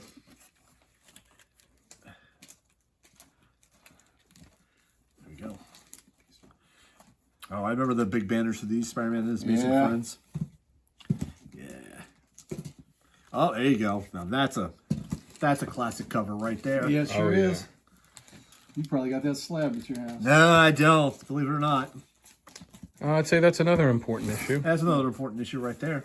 Important. Yes, that Important. is Important. And look at that. It's a 181. 180. There you go. Oh, there's one that I actually have in my collection. There you go. Fantastic cover. Now I was buying these off the shelf, so Oh, I was buying these off the rack, so I Yeah. kept them pretty nice. Yeah, you did. Yeah. Whew. Yes, nice. Oh, so they just did a remake of this cover just recently, and I just picked it up. It was in the video I did last night with Tim, but it has Daredevil jumping through the air. All these arrows are flying up at him like that, but it's a Virgin cover. It's really cool looking. That's on my short stack to get slabbed. that's a great cover. That is right there. That's definitely. Yep. Nice. Claus Jansen. All All right. right, so I know we talked about red covers number 2. Right. So I'm sure y'all don't care about Sergeant Fury much. That's okay. And this book's okay, but some dude fucking scribbled in it. Oh. What's his name? Jack? What? Jack Kirby? Is that it? I think it was his brother. Yeah, some dude named Jack Kirby scribbled in that. Did you get a picture? Did you get it? Oh, yeah. Yeah. What a jerk. Yeah. What? You know, that makes that book worth nothing, man. No, I know. But you might as well just give that to me right now. Oh, you think? would that be a charity? Yeah, I'll take care of it. I'll take it off your hands. You know what? You guys mighty magnanimous of you, sir. That you would do that. I'm a nice guy. I'll beat the crap out of anybody who says differently. Yeah, there you go. There you go. A little bit of Flash action now. You know, I mean, the Flash, that's a reproduction. Are you, oh, I'm sorry. I'm good. You're fine. The Flash, this is a reproduction. There's the original Flash Annual 1. So that's okay. And that's the reproduction. That's a reproduction. So you could see the Yeah. see the differences between the original and the reprint. Yeah. Okay, so for those Oh, Oh, there we go. yeah, there we go. Flash Yep. TV special. Yep. best live action Flash. John Wesley's Ship. I was Yes, watching sir. that when it was out. Me too. And I got the box set DVDs of it. All right, so do you know the significance of this? Is that the first Mirror Master? Well, yes, and it's also Is it the Carmine Infantino? it is, but it's also Flash Comic. This is the first issue of the new run. So Flash Comics left off at 104. This is 105, and we kick off. We kick off again. So it's a it's a key issue. It's hard to find sometimes. This issue 106. Here, we'll go this way. Okay. This issue 106 is actually it's kind of scarce, and to get that pink like that, these are most of these are pretty high grade. So it's kind of neat to have that. And you may not want to see them all. I just have a bunch of the early ones here together. You can blow through some of them. I want to see them all. You can certainly see them all, my friend. Dan wants to see it all. Oh, when I started collecting comics, like really buying buying back issues outside of, just because, when I started, I'd buy back issues in, That's like significant. What's that one? First Kid Flash. Oh, but like when I would buy issues in like antique stores and stuff, it would really just be whatever cover kind of caught my eye. This was one of the first series where I would go out of my way to buy the old or to actually work on buying all the issues. That is a significant first appearance. First elongated man. Mm-hmm. And who was first, the elongated man or Mr. Fantastic? It was. I'm gonna say elongated man. It was the elongated man, but they both owe their Plastic Man. plastic Man, man's plastic man. heritage. Yes, that's what I was trying to come up with. Yeah. And again, these are all in pretty nice shape. Yeah. For They are. for the books. They are. Oh yeah, for the age of them, they're not perfect. You could tell that they were read and worn, but they are fantastic condition. Yeah, very happy. That's first Trickster. First, what's Trickster's name? Author It's Jesse James or James Jesse. Jesse. Jesse. Yeah. Always liked some Captain Cold. I don't Oh think- yeah. And then what was the second trick? Is it Axel something? Axel Foley. I think. Axel no, Foley? no, that's That's Beverly Hills Hills Cop. It's Axel something. It is Axel something. It's not Axel Foley. Yeah, Fat Flash, which is always fun. I didn't know they put me in a book. You're not fat. You just I'm healthy. It's just more of me to love. What were the back in the day? We had to get clothes. They were husky. Yeah. Husky. I could get husky clothes. That's first Boomerang, I think. Yep. Yeah. Say it's a rotund. Rotund. That's always a fun. If you want to pick a word that you don't ever want to be described as. Yeah.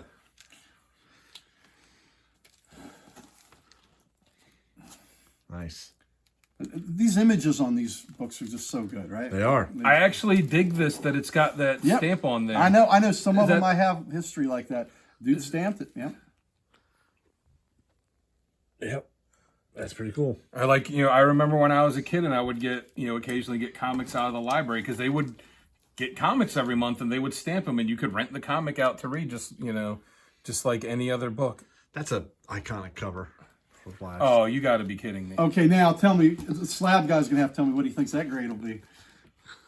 That is pretty freaking nice, ain't it, baby? Yep, that is. That's a Grail book if there ever was one. Yep. And the it is. condition, what do you think that comes back at? That is nice. I got to. Sal's gonna give me. I got to assess. Sal's gonna assess. I got to assess. Nice. Without looking at the interior pages, I'm going to put this at least an 8. That's what I'm thinking.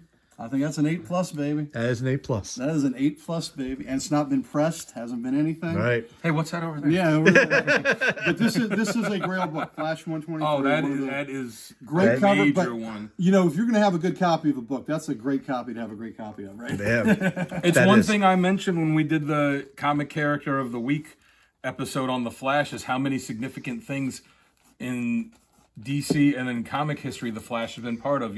Barry Allen started the Silver Age. That one is when they is when they had The merge of the Gold Age. the merge with the Golden Age. Flashpoint is when DC completely changed their entire line. I agree. Those first Abracadabra, by the way. Yeah. Oh, Nice. Got it. Yeah. but for a character that I feel like doesn't get Second the Jay Garrick and Flash. for a character I feel like doesn't get the recognition he deserves for some of the the major things in comic history he's been a part of. One of my favorite runs is my Silver Age Flash and Green Lantern run. So Flash went 105 to 350. I have all those. Oh, you got a close up of this one. Yeah. This is also a Yes. classic. That's kind of a big Oh book. yeah, Yep. yeah. That's kind of a big book. Let me take a closer look at that one.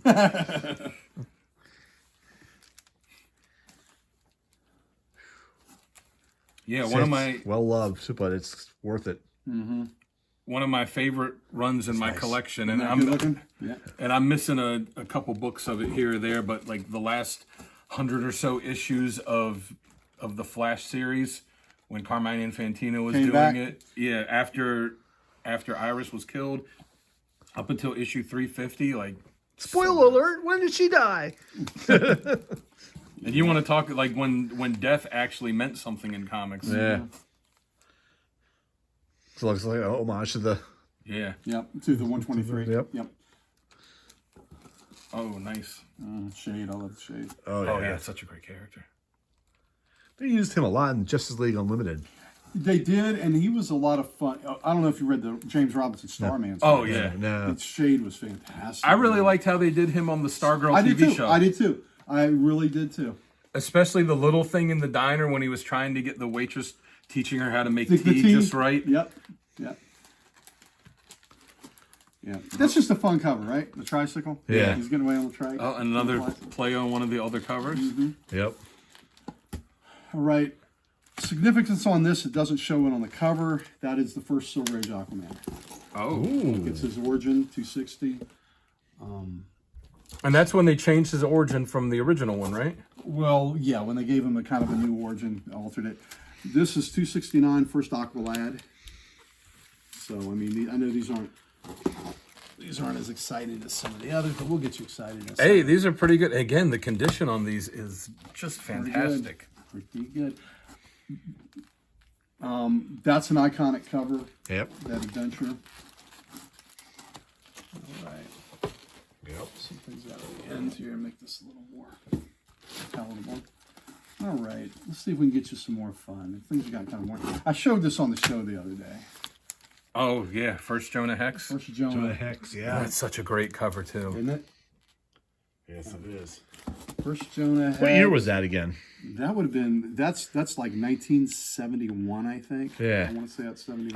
I almost wanted to say late 60s. And but especially, I like how it doesn't show him there. His figure's in the shadow. And even up there, the side of his face is in shadow. So you're probably thinking, oh, whatever. Then you open it up and you see his face. You're like, oh, wow.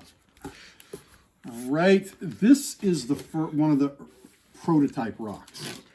Okay, so at one point this was always considered the first rock. Okay. But that now is considered a prototype. But it's still an important issue. This is 81. The other one was 82 or 83. I think it was 83. Really? Yeah, the other one was issue 83. Oh, issue 83. Issue 83. All right, here's a little bitty book. We'll have to get. This one will also have to be examined by Sal to see what grade that'll get. Oh. Yep. House of Secrets. 92. Number 92. All right, yeah, Sal will have to give us his Yep. 2 Let me cents. get your assessment on that. He's got to assess it. Must assess. Must assess. Let me just switch with you for a minute, and so we can get you. As he's contemplating, because that's serious contemplation. It is. That's pretty sweet, isn't It it? is pretty sweet. Look at the colors. It is nice, and there's only only at the staples. So I see faults in the spine. Yeah. It's not bad. A little bit. I'm gonna say 7.5. 7.5. 7.5. Oh, I'm going higher on that. I think we're Because high I haven't eights. seen the pages though inside. Well, the pages are sweet. I'm thinking high 8s on that. But Really? Yeah, I do. I'm, And I have not had it pressed, and I would have it pressed. okay, so if you have it pressed, I'll go with 8s on you. Yeah, I think high 8s. Yep. See now, is this over here? Let me ask you this: is that part of the cover, or is that a nick? Get your glasses, Uncle Gary. I didn't think there. I had a nick, but we'll have to see. Maybe, Right here, maybe you're that's right. If right, that's that's a fine. nick, that changes things. That I don't know.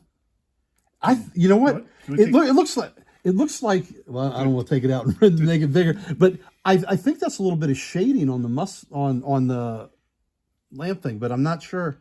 Yeah, let me see. Zoom in so the audience can decide. Let's decide. Is it a nick or not? This is like Schrodinger's cat. As long as I leave it in there, I don't know. Actually, looking at it through the camera, it looks like a Part of the drawing. It looks like a nick. Okay, well maybe it is then. Maybe it is, and I hadn't noticed it all these years. I've had this book probably 40 years. So, but you know what? I'll still take it. No, yeah. seriously. No, that's not good enough. I'll have to get rid of that for you. This is a cool issue. It's the first appearance of Captain Comet. Your boy Carmine Infantino drew that cover. Strange Adventures. Nice. Another, as we say, I feel like we say a lot in, when we're talking about some of these older characters, another great underused character. I love Captain Comet. This is a book that's in high demand. Oh, I love that cover. Oh yeah.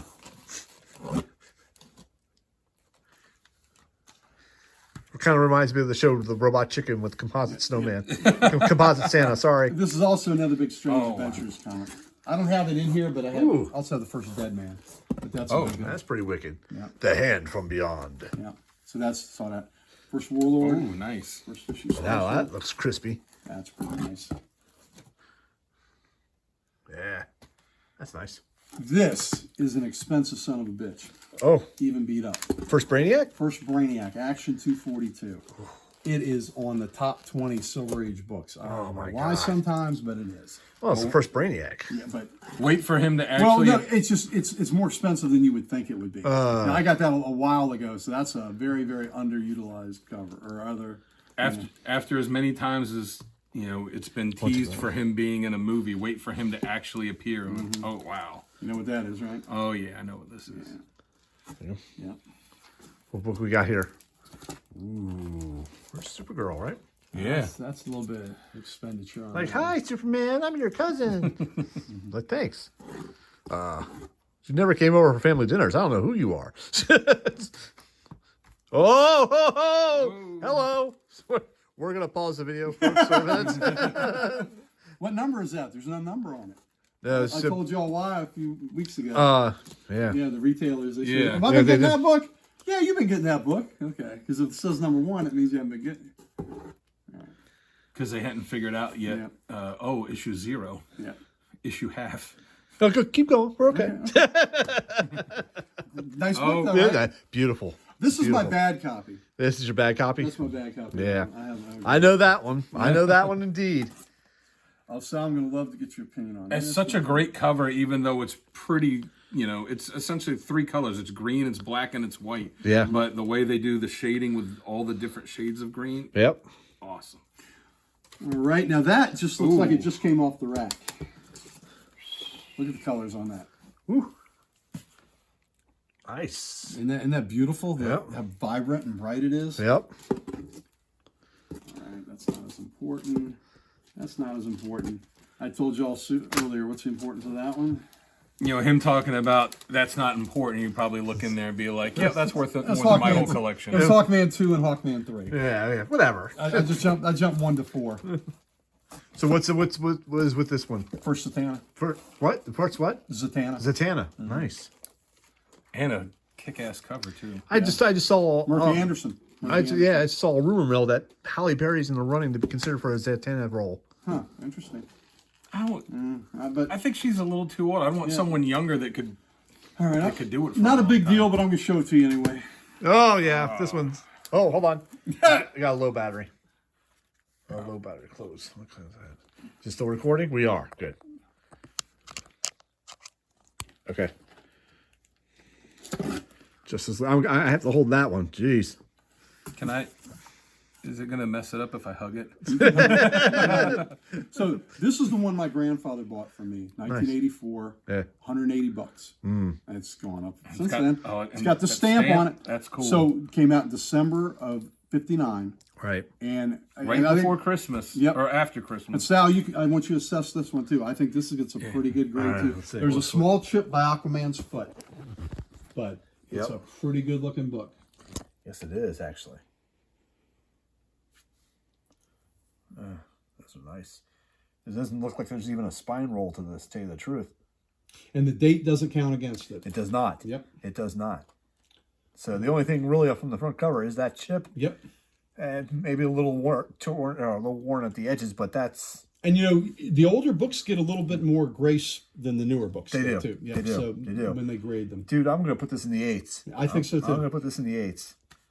Really, depending on if you get it pressed or not, I'm not sure. Well, and here's the thing. I know that if I'm going to get a book graded, this would probably be a great one. But I don't want this out of my custody. No. Because even if the CGC has insurance to repay me, you can't give me the book my grandfather bought for me. Yeah. So I mean, there's a lot There's of that. significance there.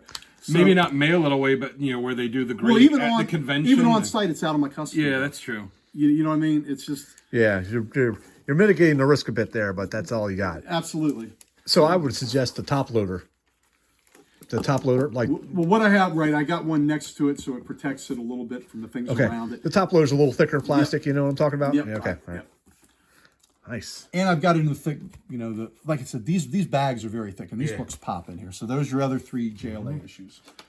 Now, What size bags are these? These are not Silver Age bags, though. These are bigger than Silver Age. These are a little bit bigger, Yeah. Yeah. So these are 775s, I think.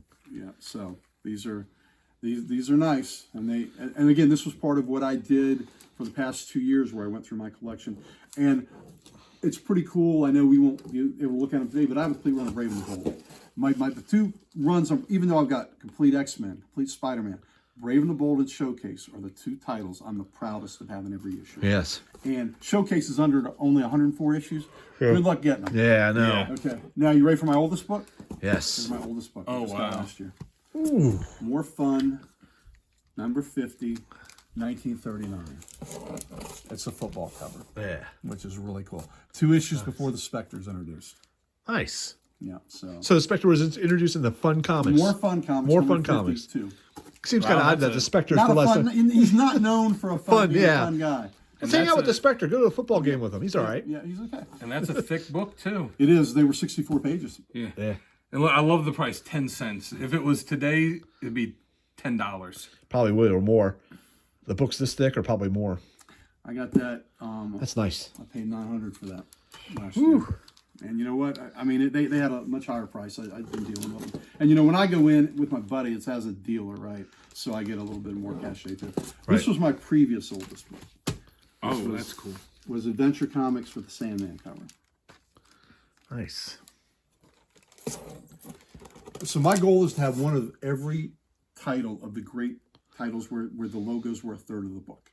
Yeah. I love that look. Oh, yeah. So Adventure, I need a Sandman, I need a Starman, I need an Hourman to be complete. Yeah. Have each of the characters, like that. Yeah. Oh.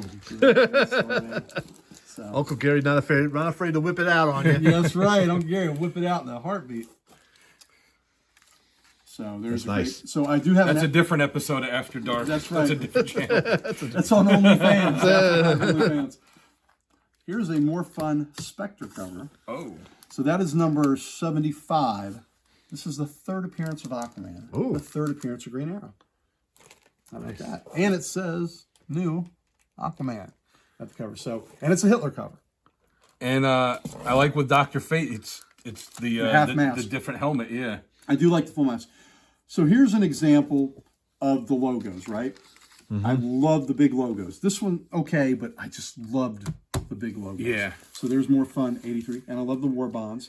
So I've got a More Fun Fate cover. I've got a More Fun Green Arrow cover. What's going to hurt me is I do not have a More Fun Spectre cover. Oh.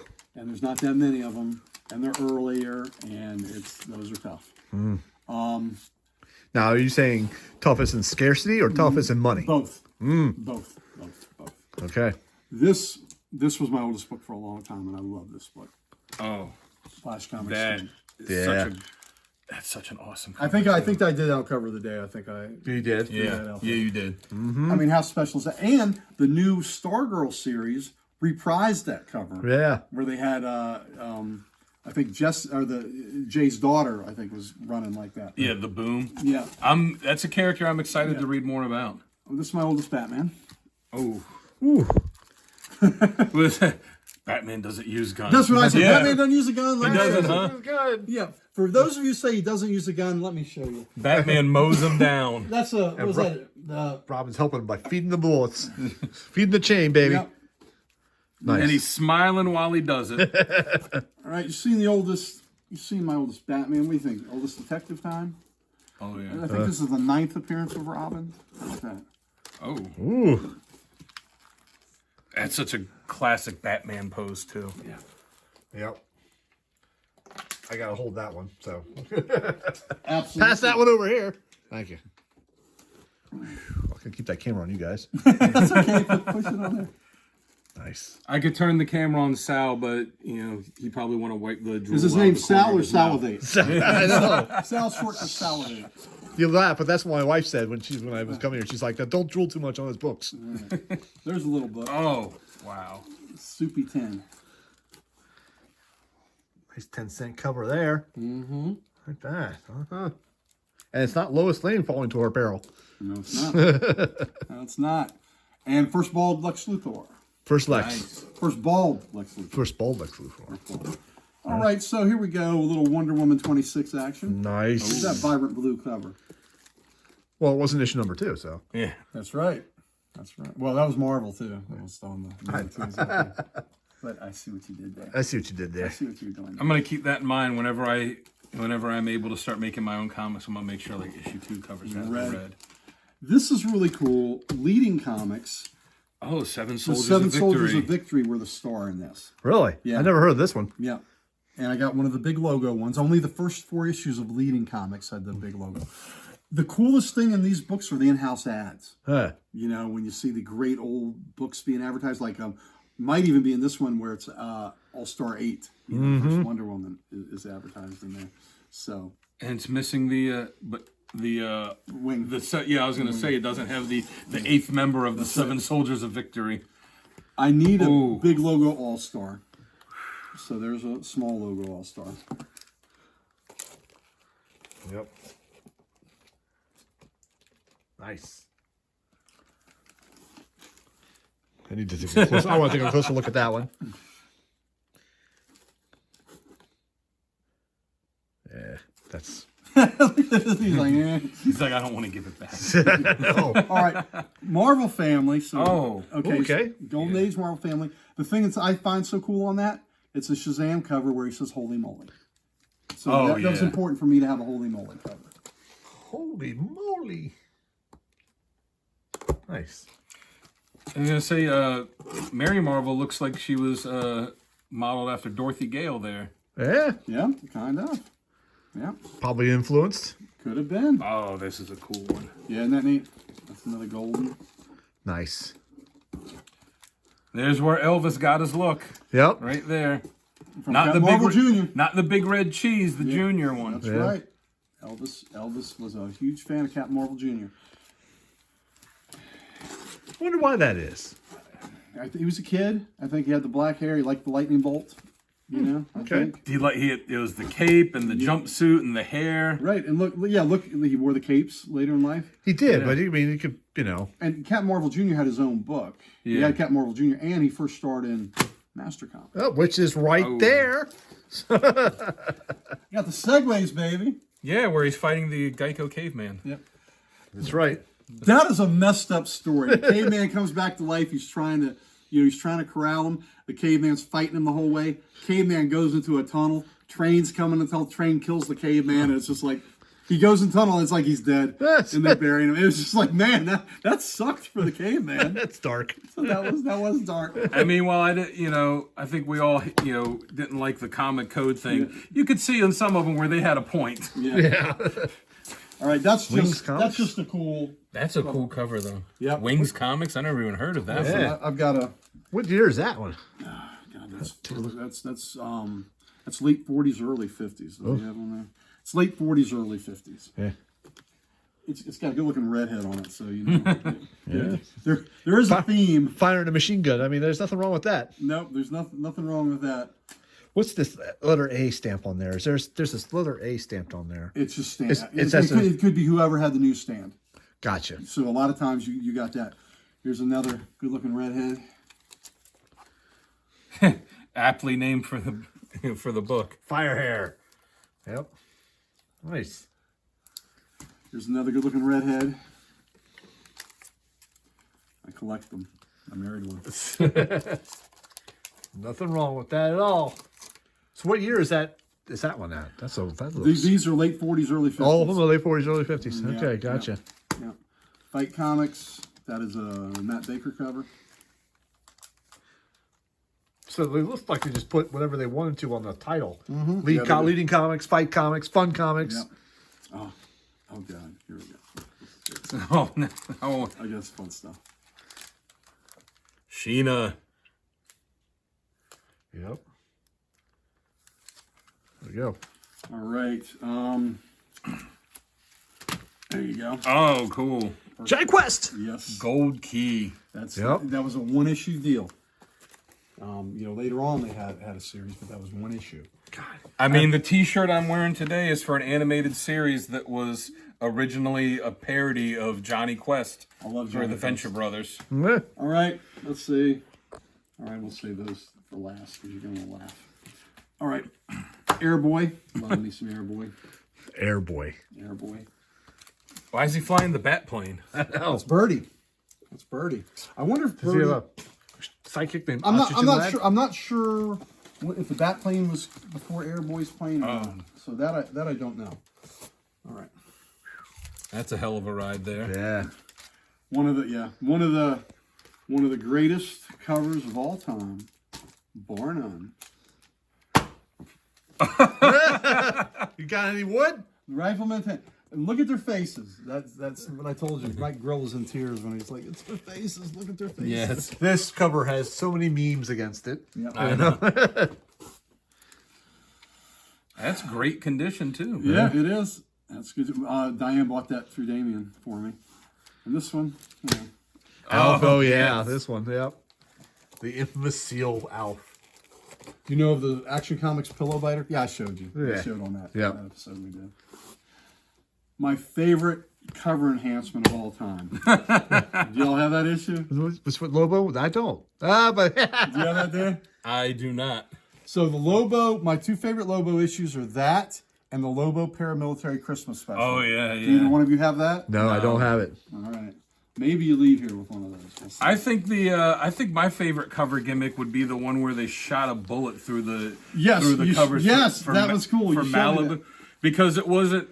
Because there was one company that did it where it was like where they had get kind of carved through, but what it was, I believe Malibu that was like no, or no, not Malibu was the one that kind of did the fake bullet cover, but it was an independent another independent one that like literally shot a bullet through the cover, like through all the covers, so they were each a little bit different.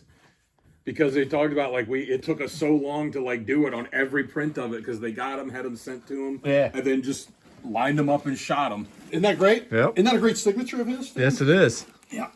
It's Justice Society, Yes. American Power Girl. Oh, look what's under it.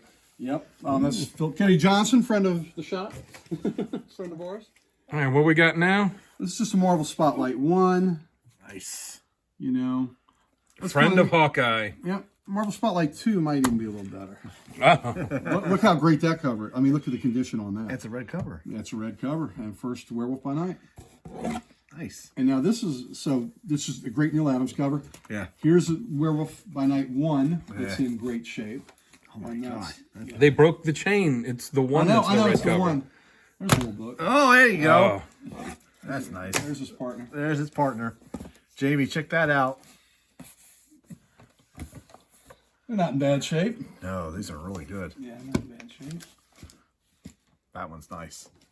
Yeah. Nice. Oh, there's The little Ghost shooting. Rider. Little GR, huh? Okay, I'm gonna now this is just kind of a little off brand, Uh-huh. but it's just kind of neat because you don't see them all. Oh, There's yeah. There's the original Ghost Rider. Yeah. It was later changed to Phantom Rider. Yep. Yep. So they're the original, and those are all in high grade. Those Yeah, are Oh, all red beautiful. cover. Red Yeah, cover number 2. Yeah. Nice. So you never noticed that before, huh? Right? No, actually, I Isn't it didn't. kind of weird? There had to be a sale of ink. I'm telling you right now. And every time a book got to number 2, it was ready. Yeah. There had to be some kind of strategy for it, like red cells. Yeah, dude, I just don't know, but yeah, my wife got that set through me from my buddy Damien, who was, I told him he was my comic dealer. He's my personal comic dealer. Yes. So it's nice to have that a friend like that, right? Yeah. That you can rely on. What else is in the box? Well, I tell you what, what's in the box? What's in the box? So this is all your fun for this box, but we have other boxes. Yeah. Oh, you know what? Matter of fact, I brought out the slab box for the slab guy. Oh, nice. Oh, there's so many. This isn't the entire. This is some of my slabs. Let's see what's in here. See if there's anything that the slab guy likes that's in here. This is a big deal. What do we got here? This you won't know about this book, but it's just cool as shit. Mystic 3.0. Yep. This is a 1954 book. This is nice. Atlas. But look at the cover. Yeah, This is really Awesome. That is. Serving his head on a platter. cool. There you go. There we go. That's nice. That's pretty good, right? Ain't nothing wrong with that. House of Mystery #1. Yep. Graded at 5.0 from CBCS. Ladies and gents, that's a good one. All right. Yeah, look, and Otto Graham. And when he played with Cleveland there, they were in the AAFL. And he could wear number 60 as a quarterback. Yep. Yeah, so they're Sea Devils 5, another tone cover. Yes. That's nice. That's good. It's good. I love it. I love it. Mystery in Space. 75, Justice League crossover. Check out the old classic. Check out the old classic CGC label. That's been slabbed a while ago. Yeah. Yes, it has. Let me see if I can actually tell. Because usually you can tell by the coating on the. Oh, you can't tell with the CGC ones, but the CBCS ones you can tell when it was actually slabbed. Oh, nice. Any glasses? Nah, I'm all right. I'm just trying to see how they did this, because you rarely see the old CGC labels anymore. Yeah, because people that had them, they Reslab them. reslab them. Yeah, But you know what? This case feels thinner. Perfect. Yeah. It looks I thinner. just know. It does. A little Miss Marvel action. Nice. That's awesome. To be honest with you, I don't know why they gave that a 6.5. Unless there's something in the problem with the book. Oh, wait till I show you a Spider-Man one that is ridiculously low, and I should crack open and redo because there's just no way. I know. So, it's very subjective, though, right? It is. It is. Is that good? Okay. All right. You know what the significance of that is? Army of War. No idea. You might maybe read a little on the top. Maybe it'll tell you. First appearance of Sergeant Rock. That's a big-time book there, baby. That's a big boy book That's right a there. big boy book there. You're right on the money. That's a big boy book. That's right. That's a great cover, too. Yes, it is. That is a great cover. All right, what else you got for me? This isn't so much of a big deal. Oh, no. That's just first We Ghost Rider. could just throw this away. Yeah, this first Ghost Rider. Ghost Rider 6.0. Not bad. That book tripled in a year's time, Yeah, and I it did. bought it before it jumped. Oh, yeah. Yeah. Good job. My buddy, again, my personal comic dealer, Damien Hill, War Comics, he said, I'll buy that back for 3 times what I sold it to you for. And here's the recurring thing. Here's my 9.4. Oh, God, again. Jeez.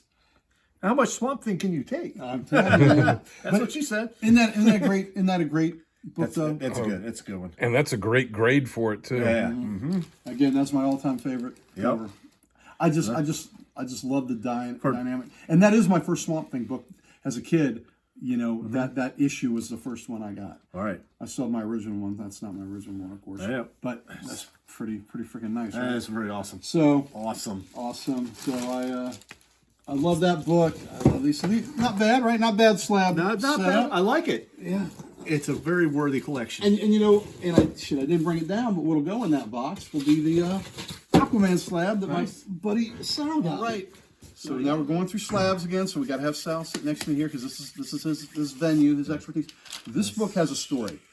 Our fantasy. Let's talk about our fantasy. Our fantasy. I mean, there's fantasies and There's fantasies. fantasy. Comic Comic fantasy is finding that treasure trove, right? Right. So this is Adventure Comics number 56. This is my Hour Man cover. Oh my God. Okay. So this was it's a pedigree book.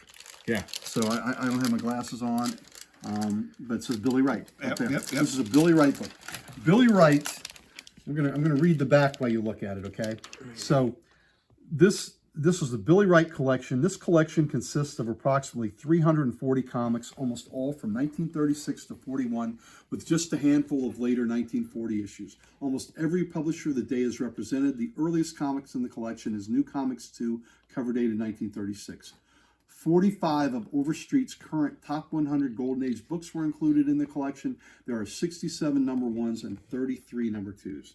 Billy Wright was 11 years old when Action 1 hit the newsstands to begin the Golden Age of comics. He grew up in Lynchburg, Virginia, attended William & Mary, and then a long career at DuPont. He passed away in 1994. His comics were stored in the basement of his home, stacked on shelves in a storage closet. While a couple of comics have Mr. Wright's name on the cover, the vast majority are distinguished by having no cover markings of any kind. So there's a certificate that says it's a Billy Wright comic. So Let me get that. it's really neat. So the thing is, this guy is from, I'm a Virginia boy. Yeah. So he was a Virginia boy, grew up in Lynchburg. And when he died, I believe it was 89 he died. 94, he said. Or 94 he died. his widow told her nephews, "You boys like comics. Your uncle had comics. I'll give you his comics." That never happened. He just never got around to it. When she died, the two nephews, one lived in Texas, one lived in California. They came to clear out the house, and they came across the books. They split the books. One took a pile. It's 340. It said one took a pile. The other took a pile. The one that goes to California, a buddy says, "Well, some of those old books can be worth something. I think it's Action 1's the first Superman, and Detective 27's the first Batman." So sure enough, he goes and looks in his pile. He's got an Action 1. He calls his buddy in Texas. He's got a Detective 27 in the pile. So that's the fantasy. But the thing that's cool about this is a 7.0. Yeah. That's a nice grade. That's a nice great grade. Book, right? But I believe it's about the story for me. I brought this book back to Virginia. Yeah. Right? He was a Virginia. So to me, it's like a full circle thing.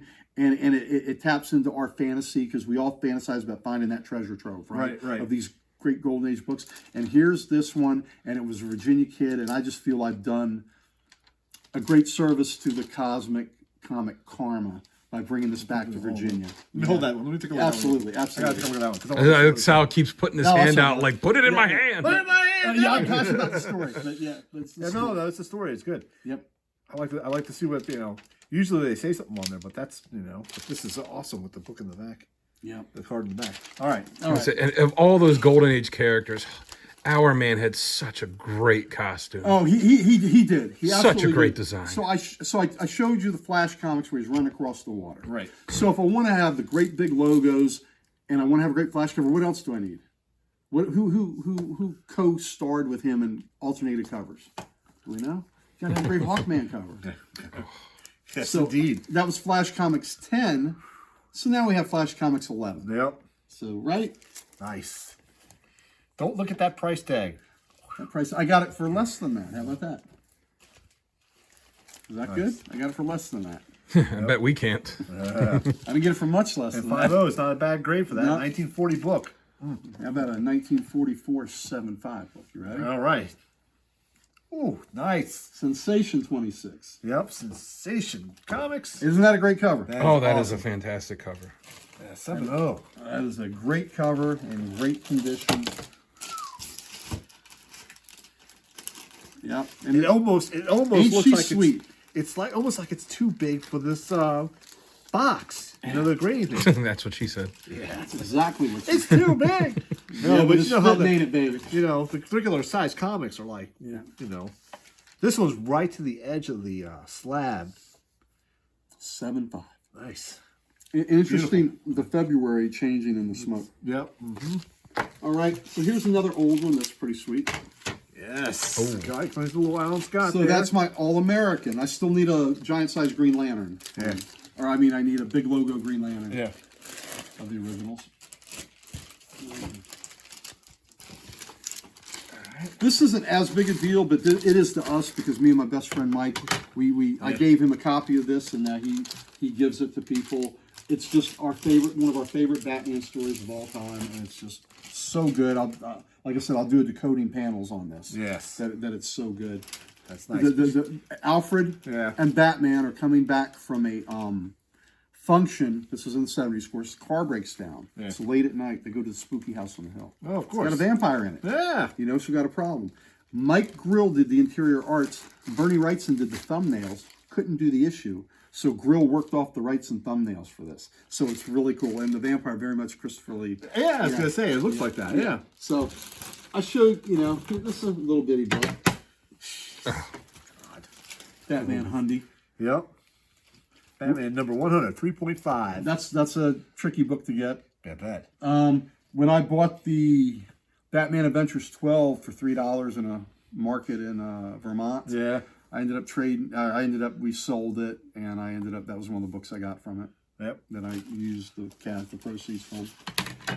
Here's my oldest Action Comics. Ooh. Action Comics 50. 50. 3.5. Nice. Isn't that beautiful?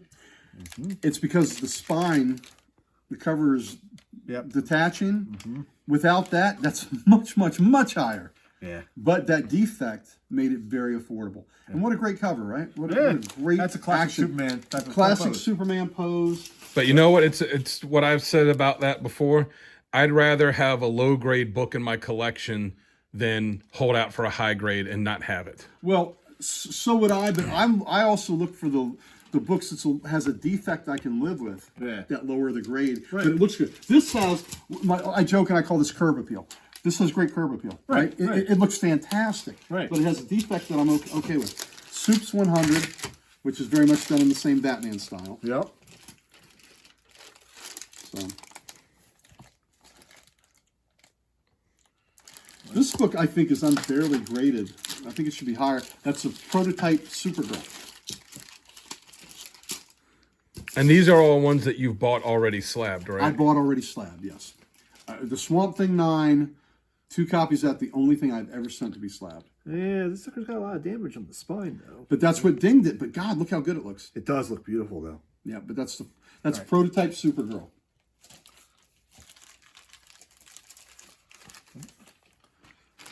All right. Let's see. We'll showcase 1. You don't always see that line around. Nope. All right, what am I having? Here, I'll take care of this one. You take care of the niche. All right, you take. All right, you take care of that. You take care of the goodies. Showcase number 1, Firefighters. Nice. There's something about the artwork or the definition of these older books covers. Well, you know, it's That's funny. just- You look at the DC books and Marvel. Marvel was very much punk rock. Let's put on a show. DC was just so polished. Yeah. You know, but they've been the industry, standard for so long. Hey, baby. Hi. Oh, pretty angel looking at us. Hello. Oh, this book. I don't know even why we're showing this. Nobody cares. Yeah, about no, this one. especially Dan. Dan will hate Nobody cares about that. Yeah, Dan will hate this issue. Showcase number 4. The slab guy approves. That is an old label as well. Let me. Yes, it is. The slab guy approves. That should have like a stamp. Approved by the slab guy. That's right. You need a stamp. You need a logo just like Uncle Gary's got one. Yeah. That's right. That's right. I was trying to design one, but I'm still working on that. Here's a Challenger 7. First Ultimo. Get her out. Yeah. Yeah, but see, there's something about the older issues with the definition of details, even in the faces. And that's Kirby cover. You know, Yeah. it's just, I don't know. That's something a lot of today's issues lack. You know. Yeah. You go take care of that. Yep, absolutely. Showcase Lois line. Lane, Superman's girlfriend. Look at the hole they put in the wall. Yeah, the kid. A little kid-shaped hole that ran through the wall. I can't handle our super baby by myself. Showcase number 9.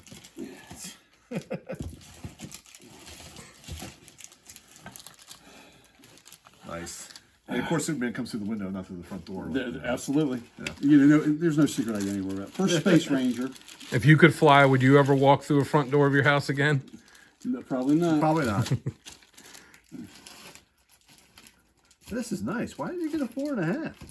I only see a couple of things really on it. Like I said, wait till we see a certain Spider-Man book. Oh God. I mean, maybe it's something on the interior. Maybe.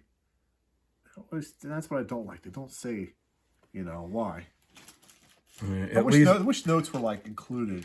least now all the they time. put that little QR little code. QR code on there where you can right. scan for it. What you got for me? That's not much. Not much. Not much. Not much. Not much. Nice. Action Comics number 247. Adventure. Adventure Comics 247. And the Oh. significance is? What's the significance? I have no idea on this one. Really? Yeah, what is You it? don't know? Read the label out. I'll read the label Read out. the label. First appearance of Legion of Superheroes. Yeah. Lightning Boy, excuse me. Or Lightning Lad. Saturn Girl and Cosmic Boy. First Legion. So why was he Lightning Boy and Lightning Lad? They changed it later. Nice. Yeah. That's my better copy. Yep. What's yours? Yours a 7? Mine's a no, mine is a 5. A 5. Mine is a 5. Mine originally was a PGX cover, and the PGX cover gave it a 7. Yeah. So I cracked it and sent it to be pressed, and it didn't look like it needed cleaning, but maybe I should have done the cleaning option. Mine is came 0 back because I don't own it. That's a 0. It's an iconic cover. It is an iconic cover. All right. Now it's a party. Now it's a party. Good night, everybody. X-Men number 1. Oh. I gotta hold that one. Go right ahead, sir. Go right ahead. If I hold it anymore, I'm running. Diane, get the gun. Listen, I always tell people, I can't run. Just don't let me grab you. If I grab you, you ain't going nowhere, buddy. But It's like you don't have to outrun me. You have to outrun the bullet. You outrun that bullet. I would never do that to you, Gary. I know, brother. That's why I felt good having y'all over. It's okay. See, this is the type of book you would take it. I would take in any grade. Oh yeah. You would do what? I would take this book in any grade. Oh, any grade, yeah.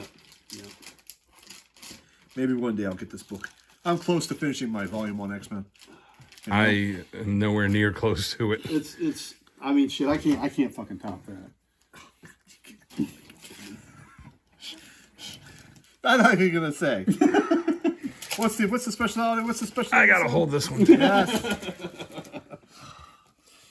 Yeah, getting a little wood while you hold that one. Yeah, most definitely. I'm gonna take a picture of that one.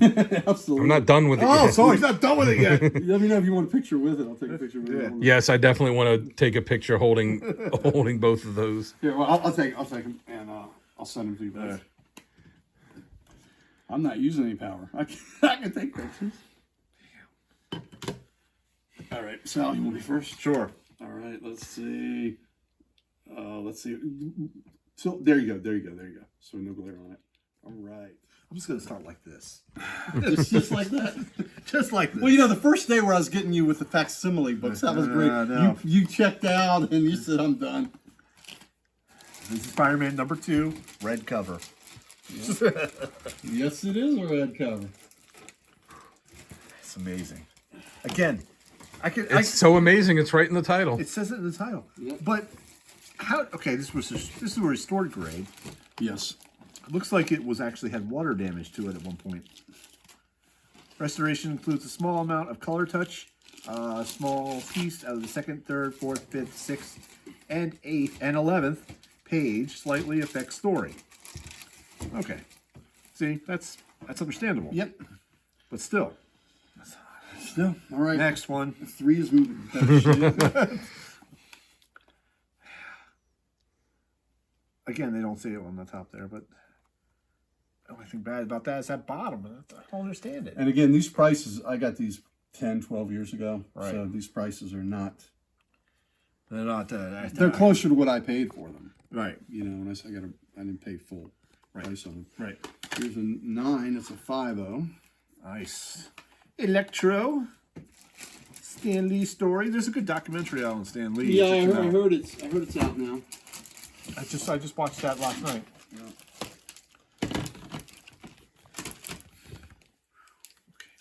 Why'd you cover those? Why'd you cover that? Why'd you cover that? Why'd you cover that? Why is it covered? Why is it It's covered? not as important. Why is it covered? Why is it covered? You'll see it now. It's not as great as you think. Okay. Yeah. Why the fuck is that a 2.0? I'm sorry. Why the heck is that a 2.0? We're gonna have to bleep that one out. Yeah, you bleep that one out. Why is that a 2.0? What the I don't hell, know. man? What the hell? Again, it doesn't say off-white pages, which is normal. Look at that. That's not a 2.0. That is not a 2.0 book. There's barely a spine roll. Look, on this it, too. is close to the 5.0. Yeah, that is. Come on, man. Actually, yeah. Mm-hmm. So I mean, this is the one that amazes, but it just shows you how subjective the grading process is, right? That's very true. So that one, if I was ever going to sell that one, I would take it out of that slab. Yes, I Maybe would. not regrade it, but just take it out of the damn slab. Yeah. Because there's no way that's a 2.0 book. No. And this is the first Goblin. Yeah. You know, it's not like it's not a. Have you seen the Angry Girlfriend variant to that? Yeah. I don't know that I have. So the story behind Oh, it yeah. is the guy had this book. He was seeing this girl. They broke up because he cheated on her. She or whatever. destroyed it? She wrote over the whole front saying like "Go to hell," blah blah blah, and the back too. It was like a big thing all over it.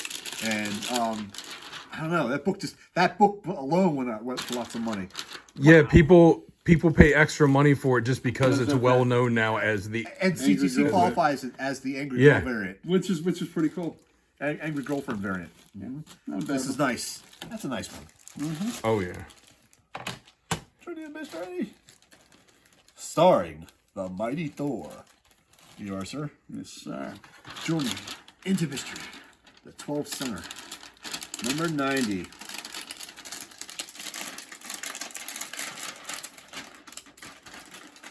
So, am I crazy? But, I mean, the artwork back here was classic as well. But if you take a DC book around this time, I feel like the details of the books between Marvel and DC are just different. Well, that's what cover. that's what I was trying to say. The DC books are much more polished. Yeah. Marvels are much more.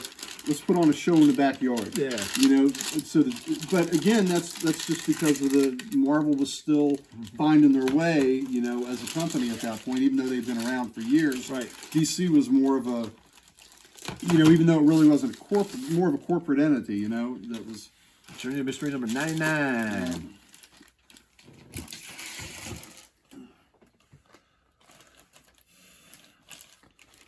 Is this the first appearance of Suitor and Mr. Hyde? Okay. It's time for the Mighty Thor to become the weak Donald Blake again. No, man, nobody likes that. Bring his weak ass Donald Blake shit in. I know. With his little stick. Now I wonder, now that Donny Cates has left Thor, how long it's going to take them to resolve that Donald Blake storyline that he started. Yeah, where he had him angry. He was angry. Donald Blake was not happy. Where he had him chained up with the poison from the snake dripping in his eyes. Yep. All right, so once again, this book looks amazing. How did it make it a 6.5? I would never guess at 6.5. This is Journey to Mystery number 100. And that is a nice, crispy cover to me. Let me see what the back looks like. I mean, it's faded, but that's not... I know. That shouldn't be too much of a hit. It doesn't say off-white or cream pages on it. Again, they're not consistent in their cream to off-white pages. Still, That's nothing wrong with that. That's I mean, typical. That's what you want. true. And it's, you know, for a book it's from 64, that's got to be taken into consideration. I know. Usually they grade on a curve on these. Yeah. All right, so we had a couple that were out here, and we had forgotten to show them a little earlier. But That's all right. there's a Strange Stories of Suspense. Yep. It's a great Atlas book. Yep. Strange Stories of Suspense number 9. 10 center. Yeah. Worth a bit more. Yep. All right. Khazar 1, just a cool cover. Yep. Kazaa. Khazar. And the kitty in the background. Nice. That's a great book. That's a really nice copy. It is pretty cool. Yep. I mean, not as much. I mean, fun to me. The Amy Fisher story. Yep. Joey Buttafuoco was having a real good time till she put a bullet in the back of his wife's head. Yep. Yeah, the party was over then, wasn't it? Yes, it was. Yep. Joey Buttafuoco. So that was just fun. So the significance of this is before Avengers 4. Okay. So it was a story from the past where they were recounting a World War II exploit. But it was after Strange Tales 110 that had Cap on the cover, but it was an acrobat pretending to be Cap. It was a Human Torch story. Yeah. So that was the first, really, Silver Age Cap appearance. And then, but it wasn't Cap. Yeah. This is Cap, but it was a flashback story. Right. And then Avengers 4 happened. So that's the timeline on that. Nice. And then this little thing. That was just, Oh, well, yeah. This is... And I had it out, and y'all were like, "You didn't even show that." I know. That's what happens here sometimes. You lose track of it. We can skip over this one. Yeah. We can just end the show now. End the show now. One of the greatest comic covers of all time. Yes. Art by who? I know. I can't think of who did this one. John Buscema. John Buscema. Yeah. I was about to guess a Buscema, but Yeah, you're right. I gotta show that one again. yeah, definitely. Hey, so this is Dan here with the Slab Guy once again. What up again? We just finished up looking at Uncle Gary's comic museum. I guess that's the best thing you could call it. Freaking incredible. And we did not get to everything today, so we are going to go back again at some point and go through some more stuff. So right now we are on the way to the shop that he co-owns, Comic Logic, and we're going to film an on the spot there. So be sure to check out that video too when it gets up. So until next time, hope you enjoyed this, and we will catch you later. Have a 9.8 day. And catch you by the spinner rack.